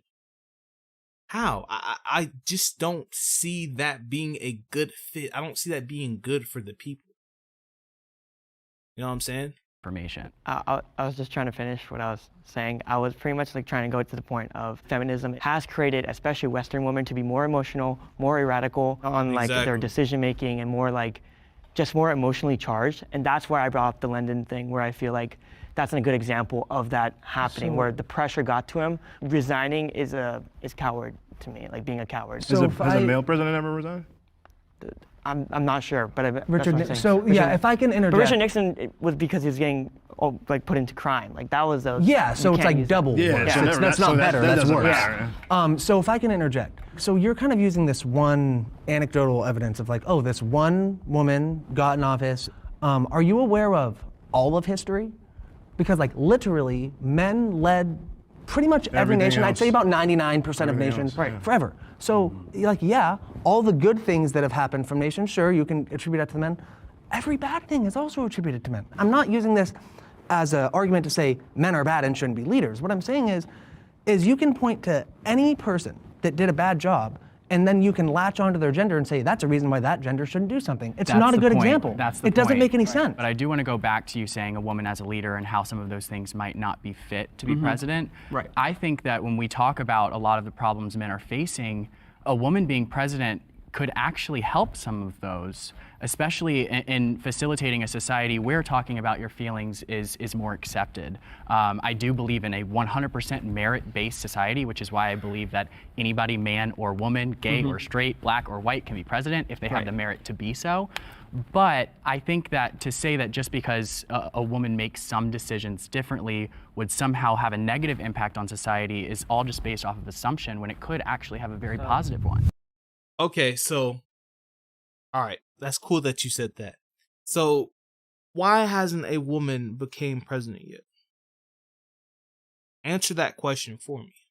Because not even, there's some women out there that don't even vote for women presidents. Because now it's getting to the point where a woman will get put in office, just like what happened with Joe Biden's cabinet. The only reason Kamala got to be vice president because she was a black woman. That's it. That's it. It's all about symbolism now. So if a woman does become president, it's not going to be because, oh, she has the qualifications to be president. Oh, she's going to be such a good leader. It's going to be because simply based off of her sex. It's because she's a woman. And they want to have symbolism. And they want to empower a woman. And once that happens, I'm letting you know right now, it's not going to be good. Because guess what that woman's going to do? She's not going to have a relationship with China. She's not going to have a relationship with Russia. She's going to have to, she's going to make all these emotional decisions. But we'll just have to see. We'll see. Let a woman be president and just watch everything fall. Just watch. The gender pay gap is real.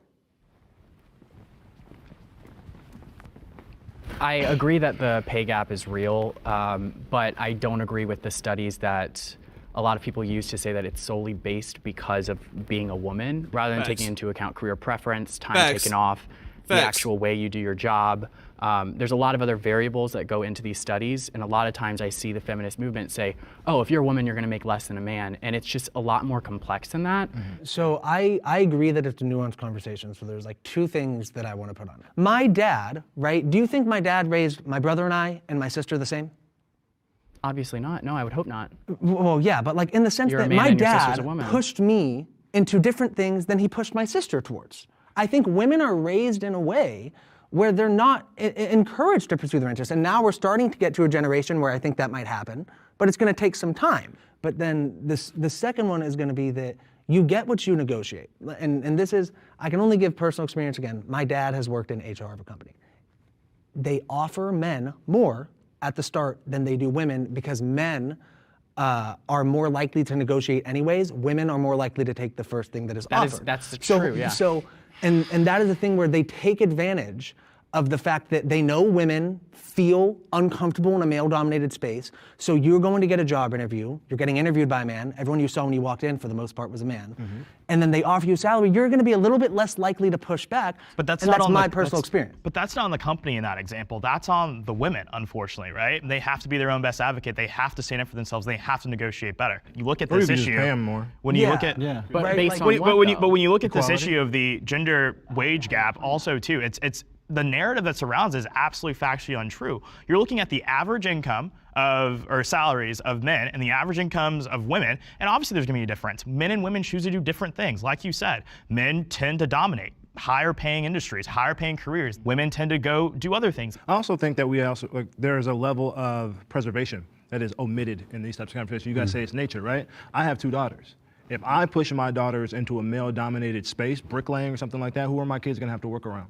Are they gonna have to endure locker room talk? Those are things that are real things that I'm gonna have to entertain in my thought process when I decide where I'm gonna push my child. So that's why I'm saying it's not just nature. There are societal, I agree. There are societal things in place that put women at a deficit when it comes to making money. If a woman feels intimidated, that's on her. Like, that is on her. She needs to fight it. And I don't believe the wage gap exists because you're given the same opportunity to earn the money. The fact that you don't fight for your salary or don't fight for the wage because you feel uncomfortable, it's on you. At the end of the day, it's on you. If you go in and you're applying for a job and you feel intimidated and then they say, oh, we're gonna pay you minimum wage, and you agree to it when you know you should be earning like $20 or $30 or whatever, it's on you. You can't cry about it and say, oh, this is because men dominate. Wait, Well, so I'm sorry, can I go ahead, interject? yeah, go ahead. Okay, so it's on the woman that she feels intimidated, right? That's kind of the Yes. paramount.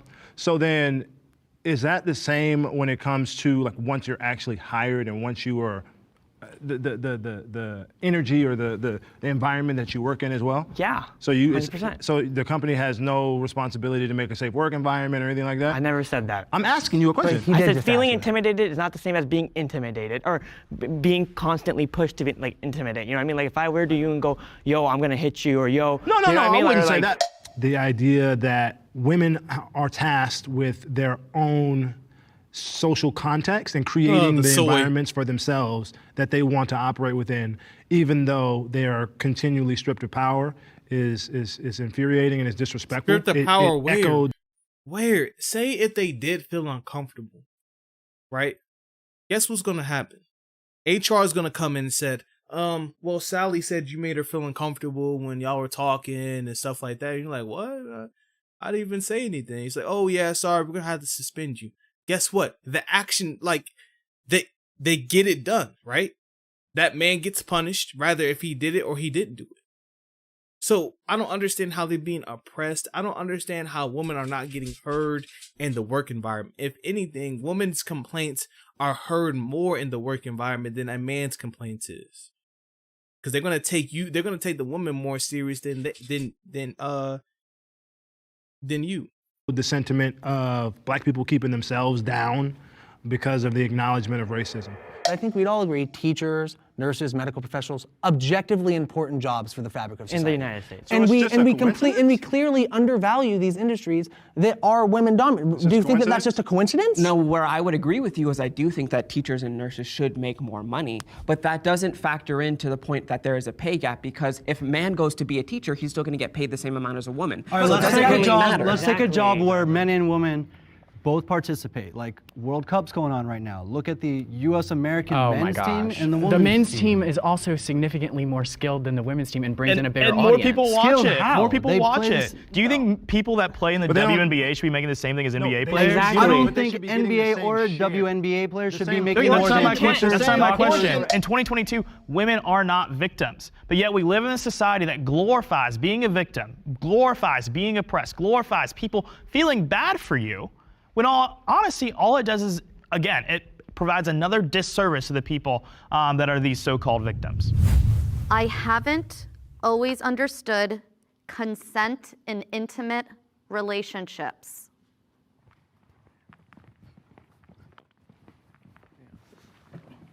One of the problems is consent is not always clearly communicated, and I think that's one of the things that has kind of been weaponized against men, and whether the woman wasn't excited about it, or she didn't like the guy, or she was drunk, or all these things that they can use to remove their consent and their responsibility in that. It would ruin the romantic image of that guy if he asked to kiss you, or if he asked to have sex with you at every single point. Yeah. My experience with it has been a little bit different. As a black kid, I was taught that if you engage in a romance with a white woman, it's a possibility that she might falsely accuse you of something. Yeah. So I've always been, I guess you can say hyper-consensual. Right. Mm-hmm. What that has done for me is it has revealed the bullshittery that is all these like backdoor cuts that men act like women take to accuse them of things. It's super possible to never engage romantically with a woman in a way that she doesn't want. It's not even hard. There's enthusiastic consent. You shouldn't like want to feel like you're talking somebody into something or like See, that's the thing. And Rhombus, that's a great question. Because now it's getting to the point, even if she does do that, even if she does say yes, it doesn't matter. Because she can go around and say that, oh, I didn't consent, or oh, he forced me to, or oh, I felt uncomfortable, or oh, I felt pressured and I didn't know what to do. So it doesn't really matter if you consent, because a woman can always go around and say and falsely accuse you and just not have any accountability. And that's the scary part about it. Like, I would say yes. I would think that would be a green light, but nowadays it's just getting so it's getting so confusing, bro. I'm not gonna lie. It's getting that bad where men are scared. You know what I'm saying? She forced the nut out of you, I feel violated. But you couldn't say that. They'll laugh at you. But if a woman said, oh, he forced me to do so and so, then she would get validated. Her feelings would get validated. Yours wouldn't be validated. They are okay with it. Right. You have sexual encounters with people that want to have the sexual encounters, that are excited about it, and that's something that I do think gets lost. Like consent. One more thing, really quick. I know young men that definitely didn't want to have sex as much as they were, and they were men, but they feel like they had to. They don't, and it's these things. It's informing young people. Even though you don't want them to have sex at a young age, you have to inform them of it because they'll do it wrong if you don't. It's baked into our culture from the music that we listen to. It's in porn. It's a dominating culture. When you go into a relationship, these are the things that you see, so you try to enact on that. Consent doesn't make you any less of a man. Consent is really creating the safety for the other person to mutually just be down for it.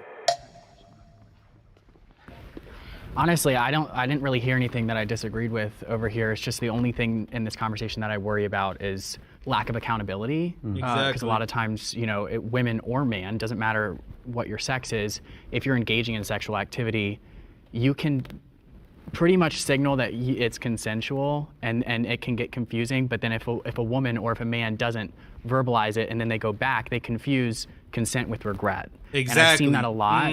Regret. Yes. Absolutely. He's absolutely correct. A lot of these women will regret it, so then they'll be like, oh, I didn't consent.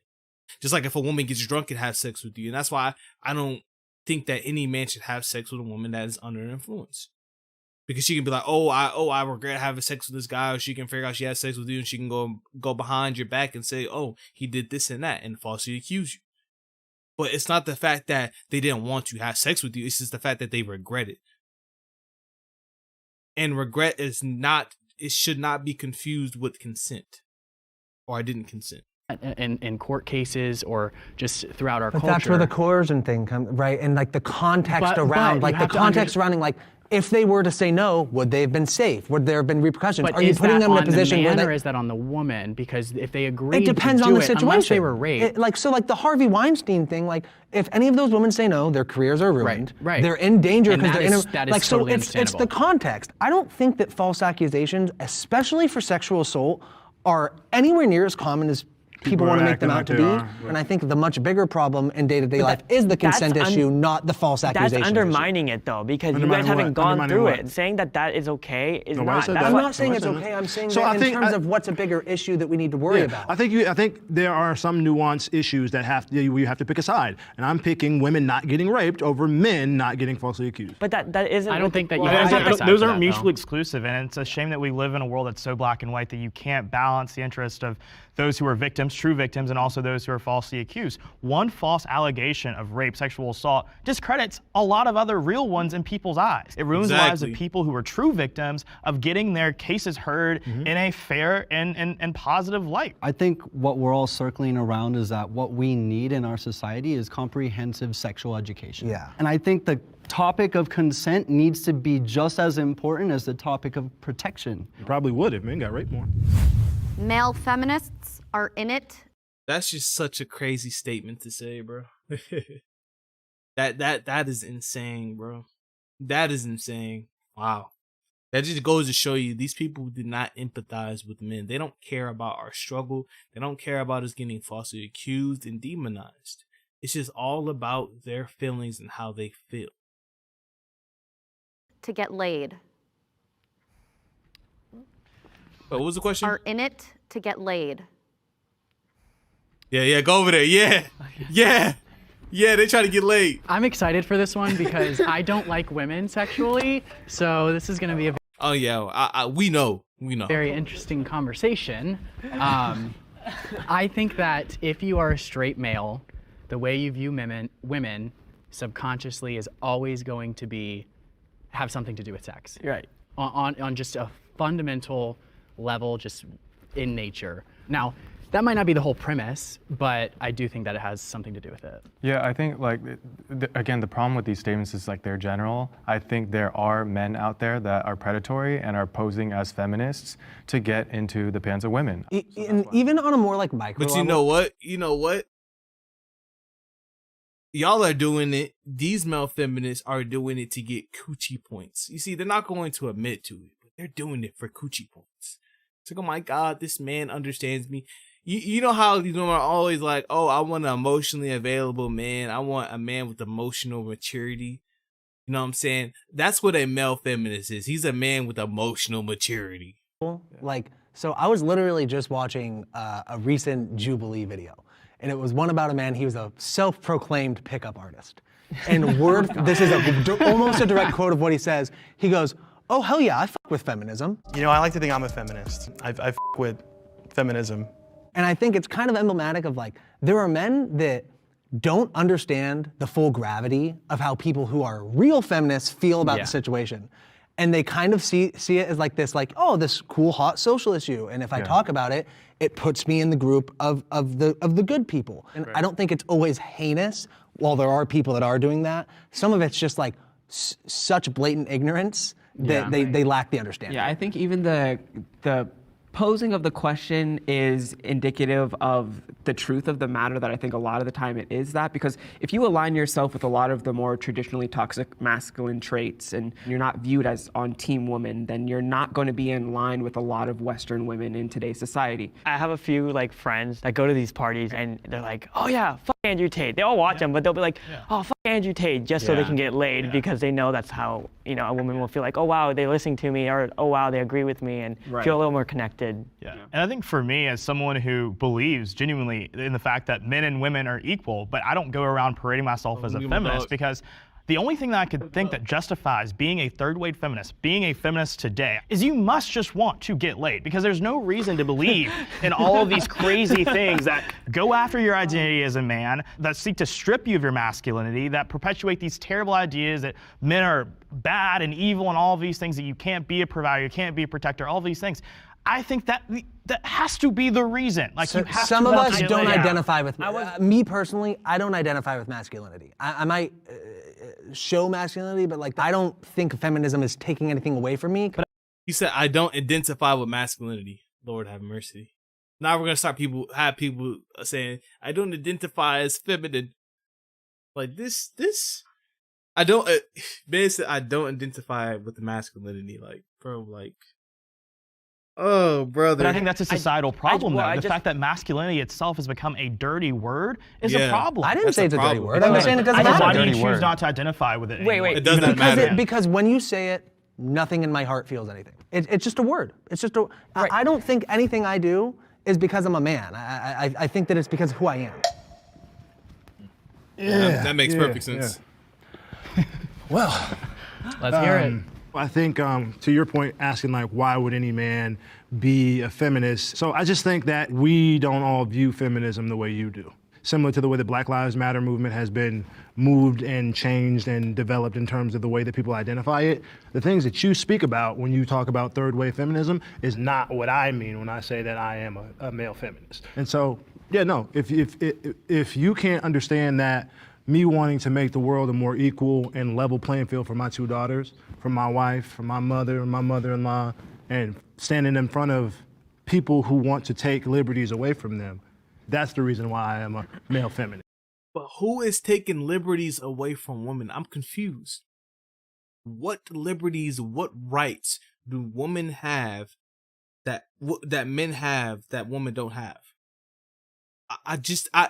They can't answer that question. So I don't understand what women are still fighting for. I'm confused why women are still protesting and these feminists for equal rights. You already have the rights. You can do everything a man can do. I'm confused. If a woman wants to become president, she can. She can run for president. If a woman wants to become a CEO, she can become a CEO of a company.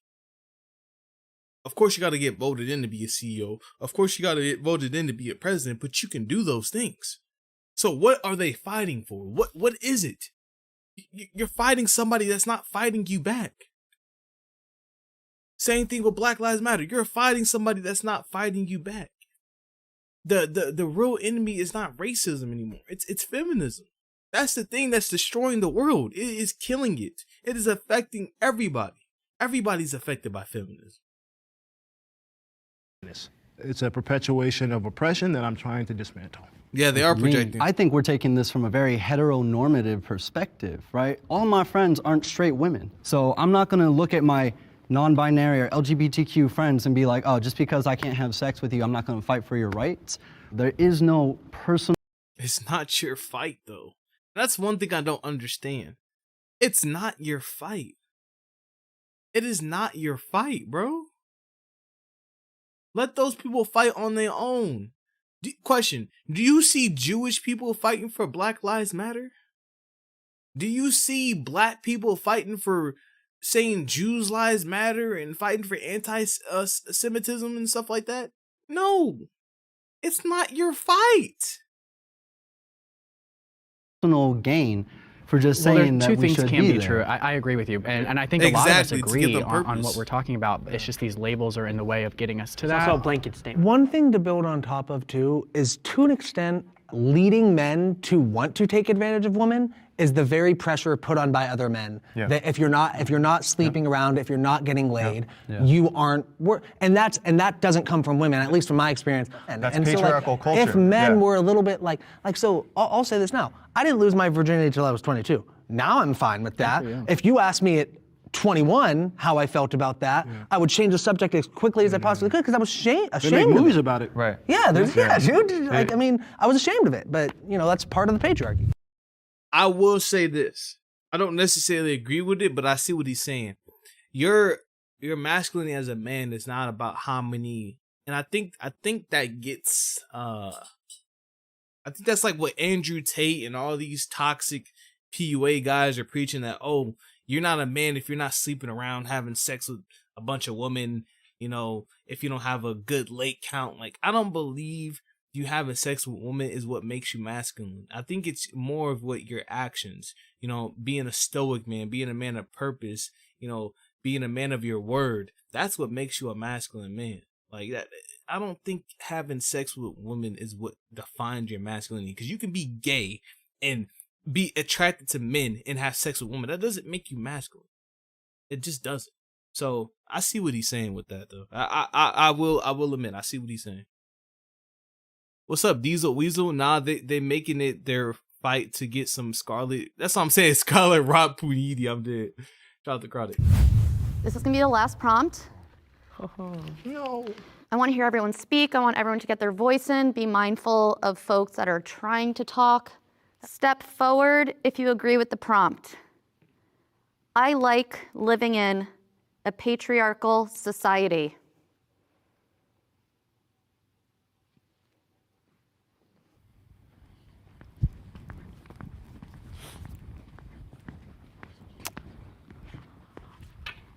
I would say patriarchal society. Again, I've mentioned the scriptural basis for this, but I think patriarchal society is the way that society functions best. Yeah, patriarchy is just a man-led society. So I think we've kind of flipped the term on its head to mean something that it doesn't mean, to say that a patriarchy is a society that oppresses women. That's not what a patriarchy is.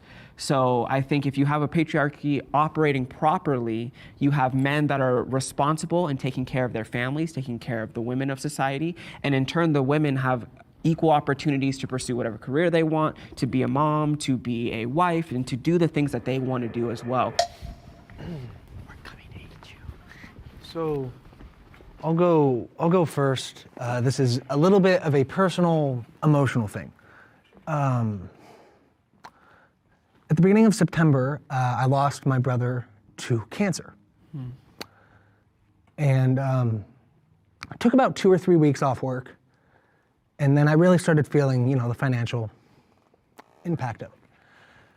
And I have my girlfriend, you know, people in my life telling me that they want to help me out financially, but I have this thing internally within me that feels like a leech. In some way, shape, or form, that is because of this thing that this expectation that we put on men to be providers. It's really fucking hard, and I can't explain why.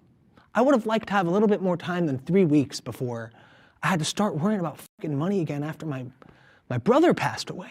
I understand that. I understand. You lost your brother to cancer. That's a horrible thing. I mean, death is a part of life. You live to die, right? But that's what being a man is. Being a man is hard.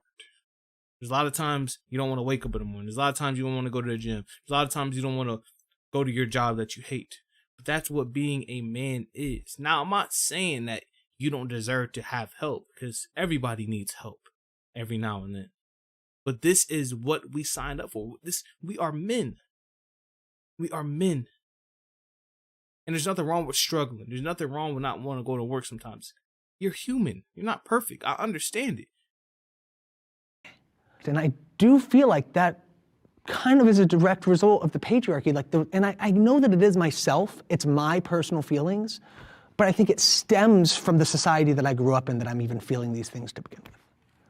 I'm sorry for that. Yeah, to start, you know, I want to say I'm really sorry for your loss, because I can't even imagine what it's like to lose a loved one.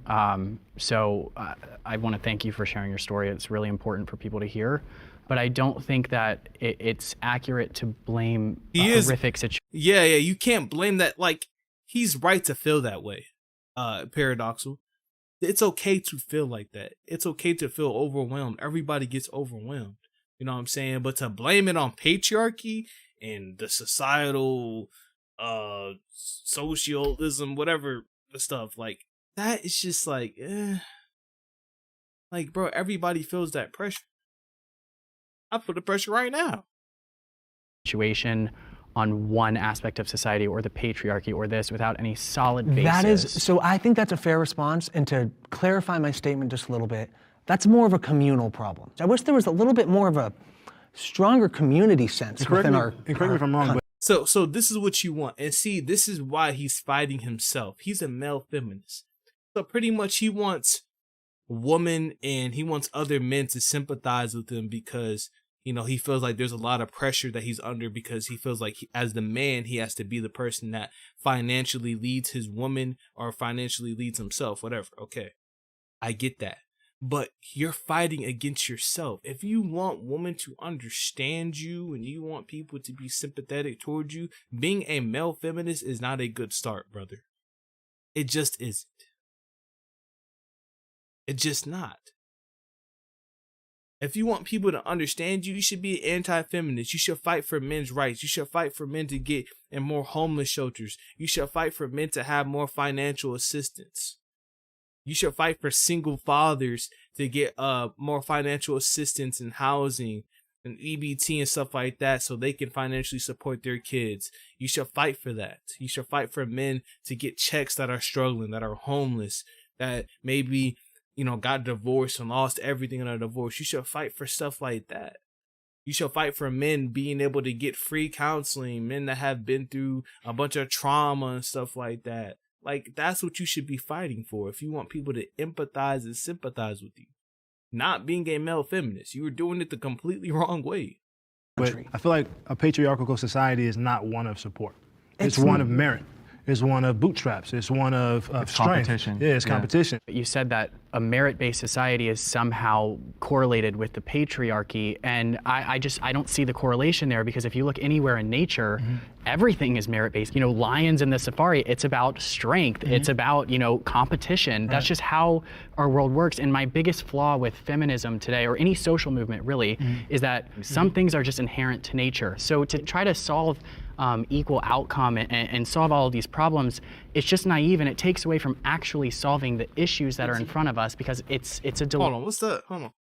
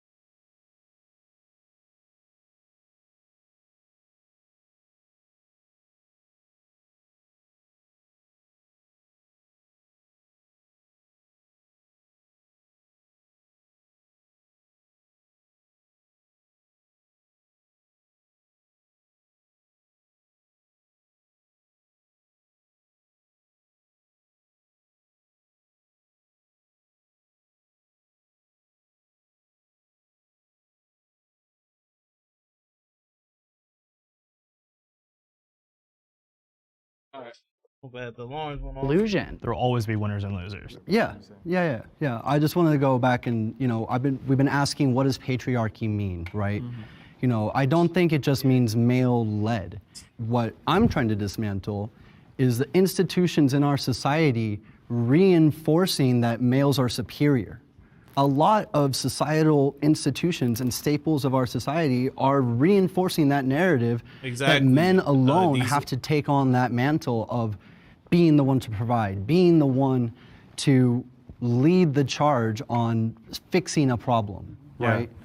Where, like what Tucker was saying, we all experience emotions and, react independently, and we look for community. Yeah, so I think a direct combat towards the patriarchy is emotional intelligence that we haven't actually talked much about today. We keep going back to business, money, and all these different things because those are things associated with manhood. But if you really want to shift the dynamic, it's about how do we own like the emotional parts of ourselves as men, and that is not a conversation that is had in society enough, nor is it supported. In a patriarchal society, it impacts men in a way where we feel like we can't let the armor down. But why is that? But why is it that men, and this isn't the patriarchy fault, whatever that blanket word means, right? Why is it that men can't put their armor down? Whose fault is that? Is that a man's fault? Because men want to open up. Men want to talk about their feelings. But what happens when a man talks about his feelings? That's what needs to be discussed.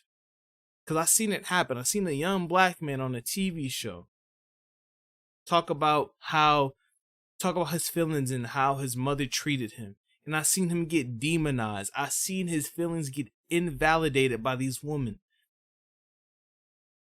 Breaking down, crying in tears. And he gets shredded up because he talks about how he feels. It's not that patriarchy's fault. That's feminist's fault. That's women's fault for not wanting to hear out men, for not being sympathetic or empathetic towards men. That's not a patriarchy's fault. That's what the difference between you're saying like third wave feminism versus like first and second wave. I feel like now it's about superiority. Exactly. When you're saying like you're mansplaining, or when you're like putting that men do this or men, take advantage and men do that, it makes it as we're your enemy, when in reality it should be more about like working as a team, right? Exactly. I have a clarifying question. Yeah. So you were describing that it's shifting to matriarchy, right? Yeah, matriarchy. Just like more like being against, like when you're demonizing men for like their actions in general. Yeah, so like when we're moving towards a socially matriarchal society, it's mansplaining and it's men being canceled. But when patriarchy is in place, we're dealing with issues of wealth, we're dealing with issues of healthcare, whether you consider it healthcare or not. We're dealing with issues of safety, we're dealing with issues of liberty, we're dealing with issues of choice. It seems that matriarchy is less, I guess, oppressively heavy, because all I have to deal with is you not liking what I have to say. Whereas in a patriarchy, I can't make as much money. That's worse. Well, it's not just about disagreeing about whether or not it exists. And the fact of the matter is, even in a patriarchal society which doesn't exist, men and women can still go and make the same amount of money. If women majored in higher paying fields of study, they would make more money. When we talk about men's mental health, I separate it from patriarchy, because I think that to be expressive about what you're feeling and what you're going through, you have to be strong. And being strong, I associate that with being a man, being masculine. Maybe society would like to beat you up for that. Maybe that's why men are likelier to commit suicide. But that is still an example of strength.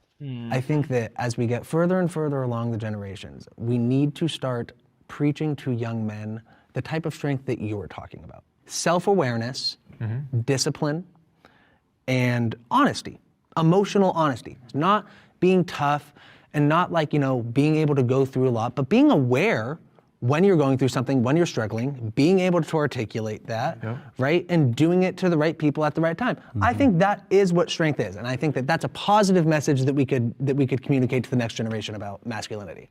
We ended on consensus. Yes, that is a wrap on male feminists versus male anti-feminists. Lord have mercy, bro. Oh my gosh. I mean, I'll say this.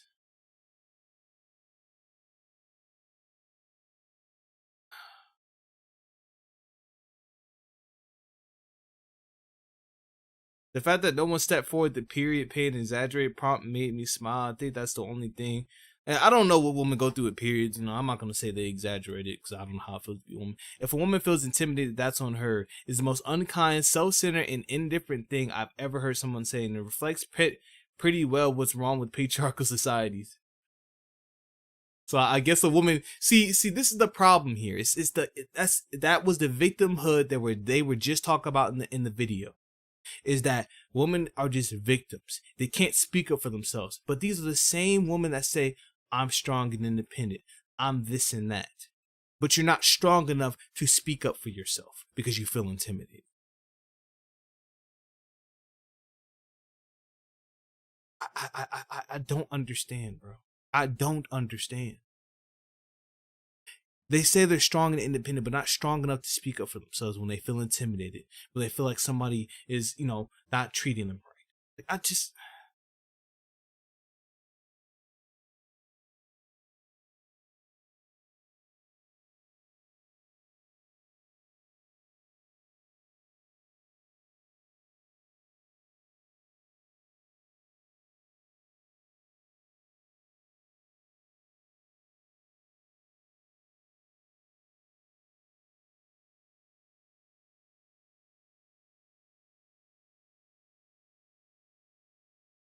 because feminism is misandry. That's what it is. That's what modern day feminism is. It's misandry. It's not about equality. It's about hating men and demonizing men. That's what it's about. Oh wait, we got a good one. Oh wait. Some pretty blanket statements saying feminists don't care about it, and you say you think that all women just are against men. To answer your question, yeah, you're talking about women. Women are not all feminists. Yeah.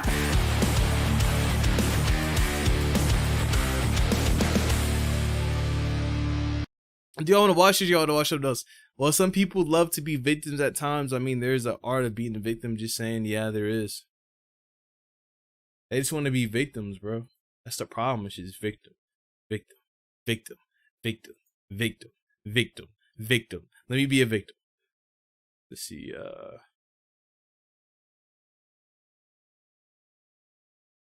Shimmy, shimmy, yeah.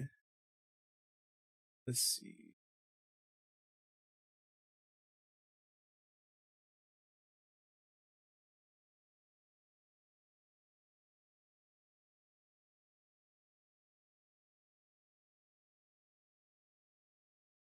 We got 3 people in here or 1? Step forward if you agree with the prompt. If you're a woman, you should be a feminist. Haha, of course. I think the concept of anti-feminism is like counterintuitive as a woman.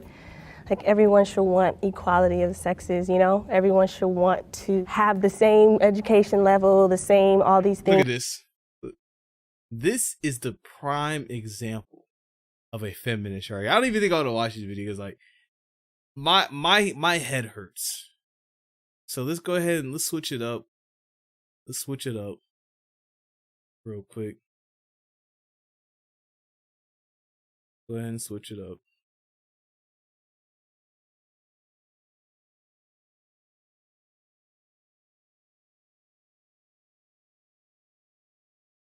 I mean, South Park shown this with Cartman and Head-Eye, and how that toxic relationship with a narcissist manipulator can abuse and make someone feel bad.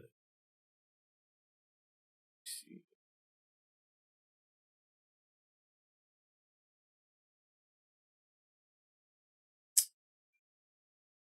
I'm trying to think.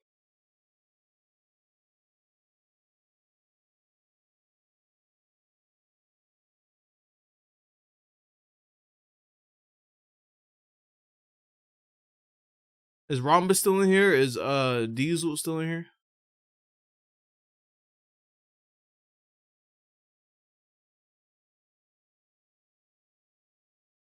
What's going on, Clutch?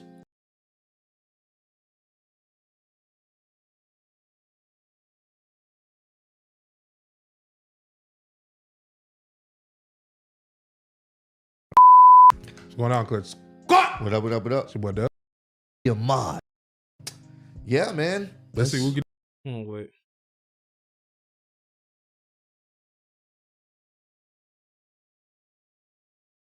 Damn.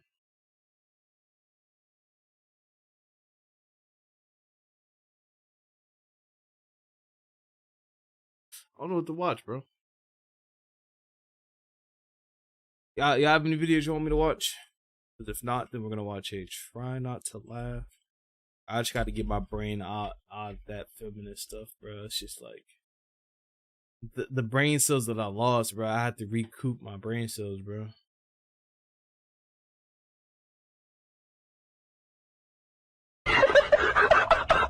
We out here.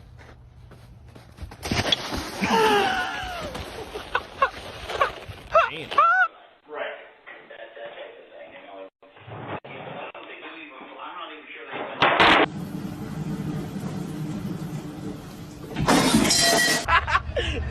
Booty, booty.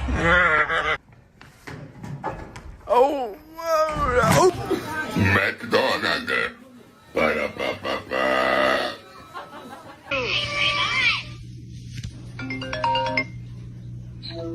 Hey, my baby.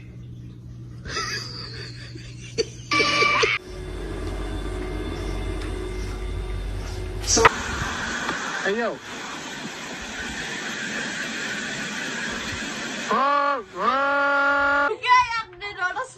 Okay. Are you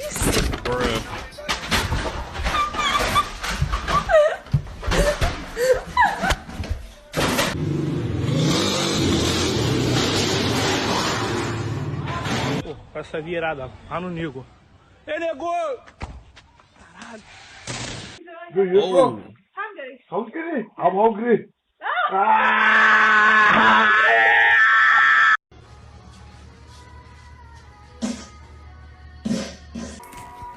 Bro, what? So literally get there to catch it. Yeah, we're watching memes. Oh, man. Try not to laugh. What the fuck? Lazy dog cunts. That complicates fucking things. The number, sir?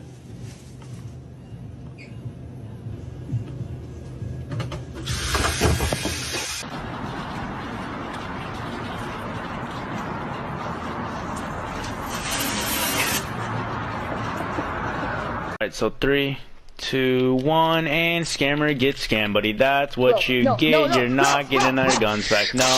Oh, I do need a little bread too.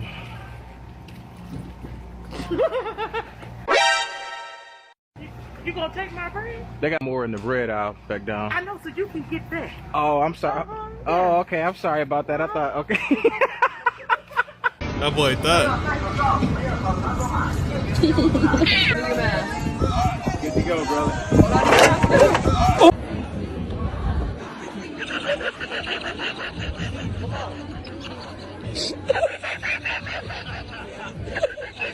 Boo, get your ass here right now.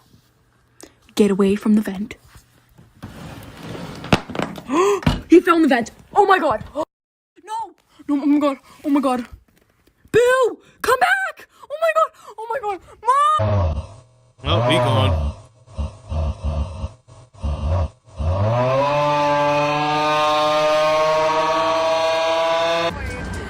Wow. Let me just tighten that up there. All right. All right. We're good.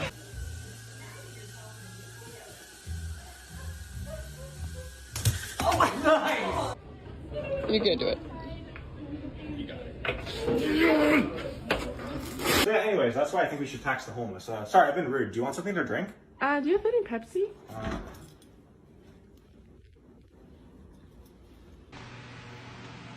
Oh my god, it's so dumb. What's good, Rhombus?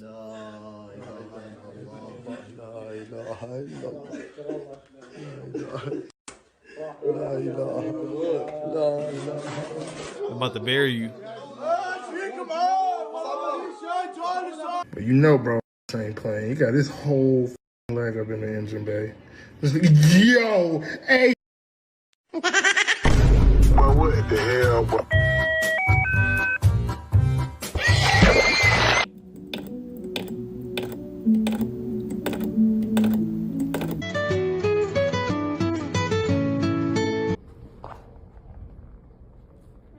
Can I come in? Can I come in? Damn, you gonna...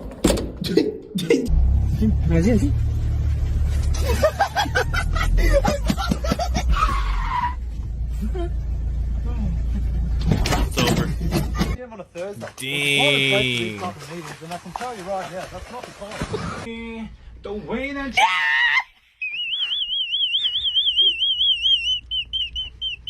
Oh, my dog is fucking broken. Look at It's this. like a whistle. Come here. You want this? Oh, sir. Look, ready? Go get it. Okay, almost slapped. Almost slapped.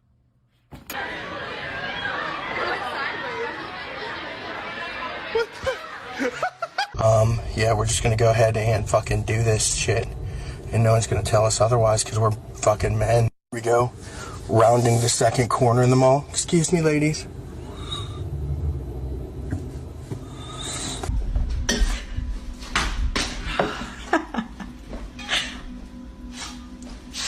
My mom always told me the best way to not spill water out of the ice tray is to pretend that you don't have it. Let's give it a try.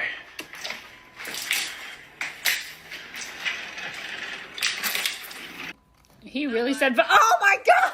Stop him! Stop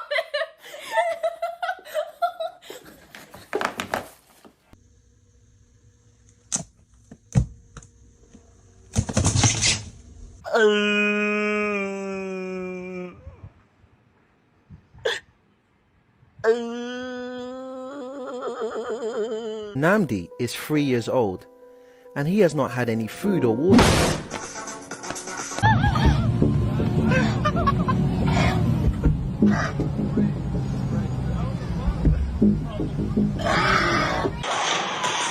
Oh, hell no. Hey, my life's like a movie, my eyes are like a Uzi, jacuzzi. Get the f away.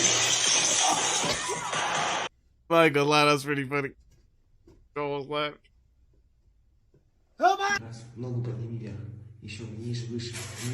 About them drugs.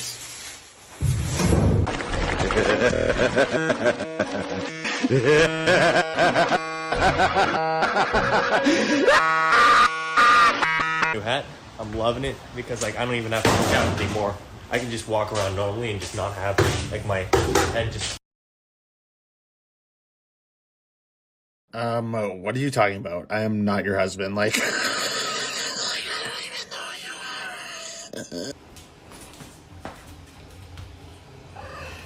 Here you go. Thank you. How much is it? Actually, the car in front of you paid. Would you like to pay for the car behind you? Oh, sure. Yes. How much is it? It is $62.43. Okay. Outside, taking my dog for a walk. I gave him a little Red Bull, and man, now he's acting weird. Look at this. तो जब उसे shoes लेके दिए वो बेचारा सीधा shoes पहन के वो गया मीनारे पाकिस्तान वाले पार्क में ये देखने के लिए कि जॉगिंग हो पाती है या नहीं हो पाती, ठीक है तो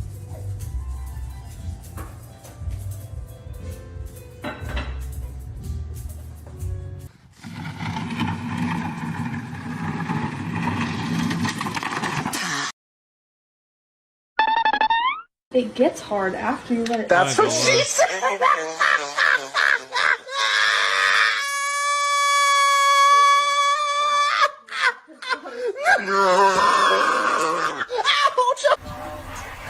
I'm dead. We don't like boys, do we? No boys. No boys, right? Especially not this one.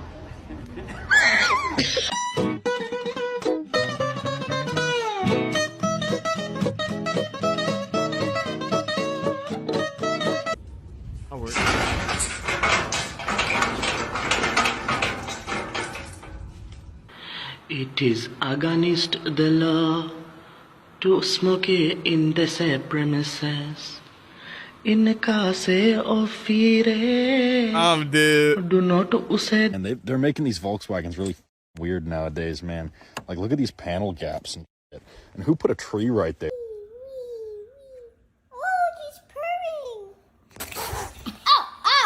Here's how you survive a tsunami. So you're chilling at the beach and the tide goes in really quickly. That means there's a tsunami on the way. So grab one of those big concrete medium barriers, place it on the beach. Get in your car and start driving at the medium barrier as fast as you can. If you can hit it at top speed, it'll send you flying through the windshield and it'll be fast enough for you to cut straight through the tsunami wave and land on the other side and be perfectly fine. Oh, I'm sorry, Nick. I accidentally spilled the drop on the floor. Little man, don't even worry about it. There's nothing more that you can do to this car.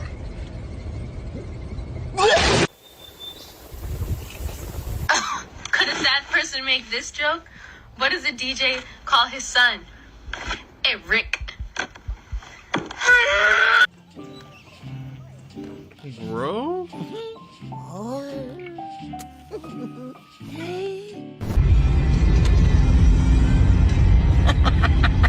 Thanks for holding the trains.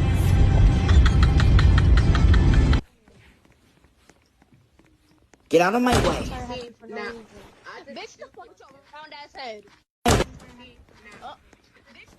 Concentrating class, but it's like raining and it's tapping on the window. It's so annoying. But I'm trying to see if I could catch some lightning.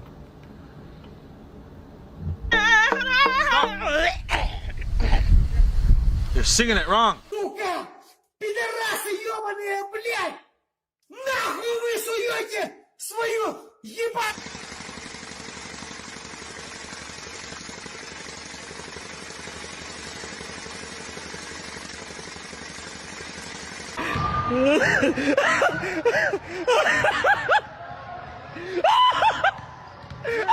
He's just begging to be punched in the face. Take it back. He just wants a little kiss on his nose. Take it back. I won't. All the dogs get in their cage. All the dogs get in the cage. Thor, get in your cage. Loki, get in your cage. Malo, get in your cage. All the dogs get in their fucking cage. All the dogs get in their fucking cage. Dog cage song. Hey, dog get a treat. Dog get a treat. Black dog get a treat. Black dog get a treat. Picking the bird on your hand. The bird running, he the man. Dogs get in the cage. Hey, you in your cage. Hey, Malo's in his cage. Hey, Loki, where you going? Get the hell in your cage. Hey, go in your cage. Thank you, Loki. All dogs in that cage. One person left. He the worst one. He always trying to run. Oh my goodness. Get in your cage. Get in your cage. Hey, get in your cage. Get in your cage. Get in your cage. You over here dancing. Dance. Do the cage dance. Hey, do the cage dance. Hey. The thing about the core water bottles is that the cap also doubles as a cup. Oh, fuck. Stop! Stop! Stop! Stop! I can't believe you right now, dude. Come on! Get set! Go! That was the most. That has to be the most, like, calm accident I've ever seen. Stop! Stop! Stop! Stop! Oh, can you guys see it? Is the block? Can y'all still see my stream? Okay, sweet.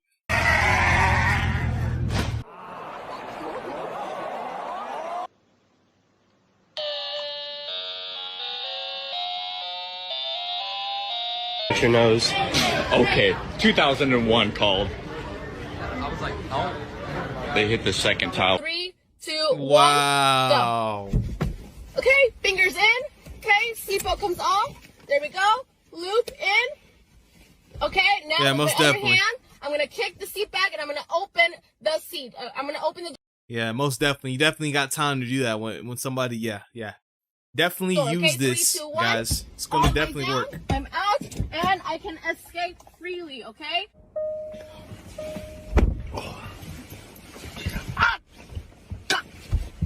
Two fingers! Two fingers! Seat down. Okay, that made me laugh. You like serious? You serious?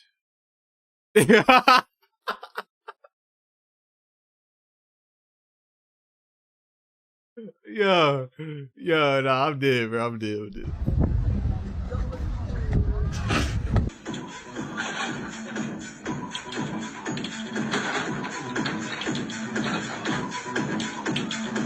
Yes, this is Mr. Tompkins. Are you the one delivering the pizza? Yeah, so, unfortunately, we have ate half your pizza. Wow.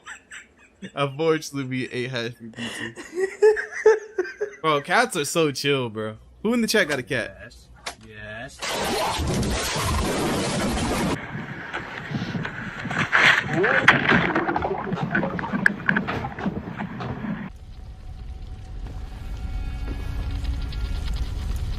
Elden Ring? What the fuck? I'm not gonna use this fucking hashtag, man. What the fuck? Creamer Nation.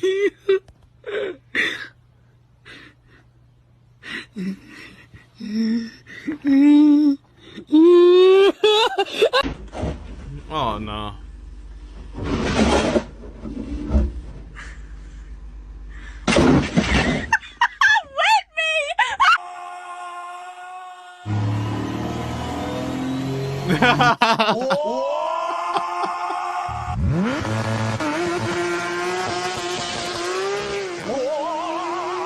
Yo, what the?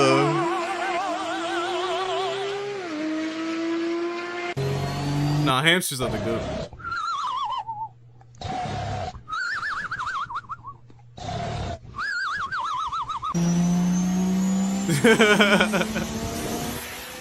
Yo. This edible ain't shit. Good, Michael Jordan. Oh my God, It is good today. Hold up, boy, you can Say less. go take the Jesus was safe. What? Yo, y'all leave the crackheads alone, bro.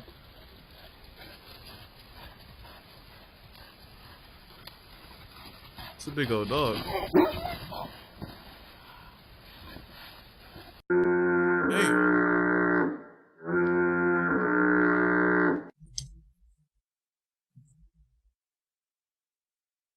Euro. Okay, no offense to this guy. Euro. He doesn't sound like he has the experience. Euro. Now, I would trust him to say mayonnaise. Mio de noche. What? Mayo de noche.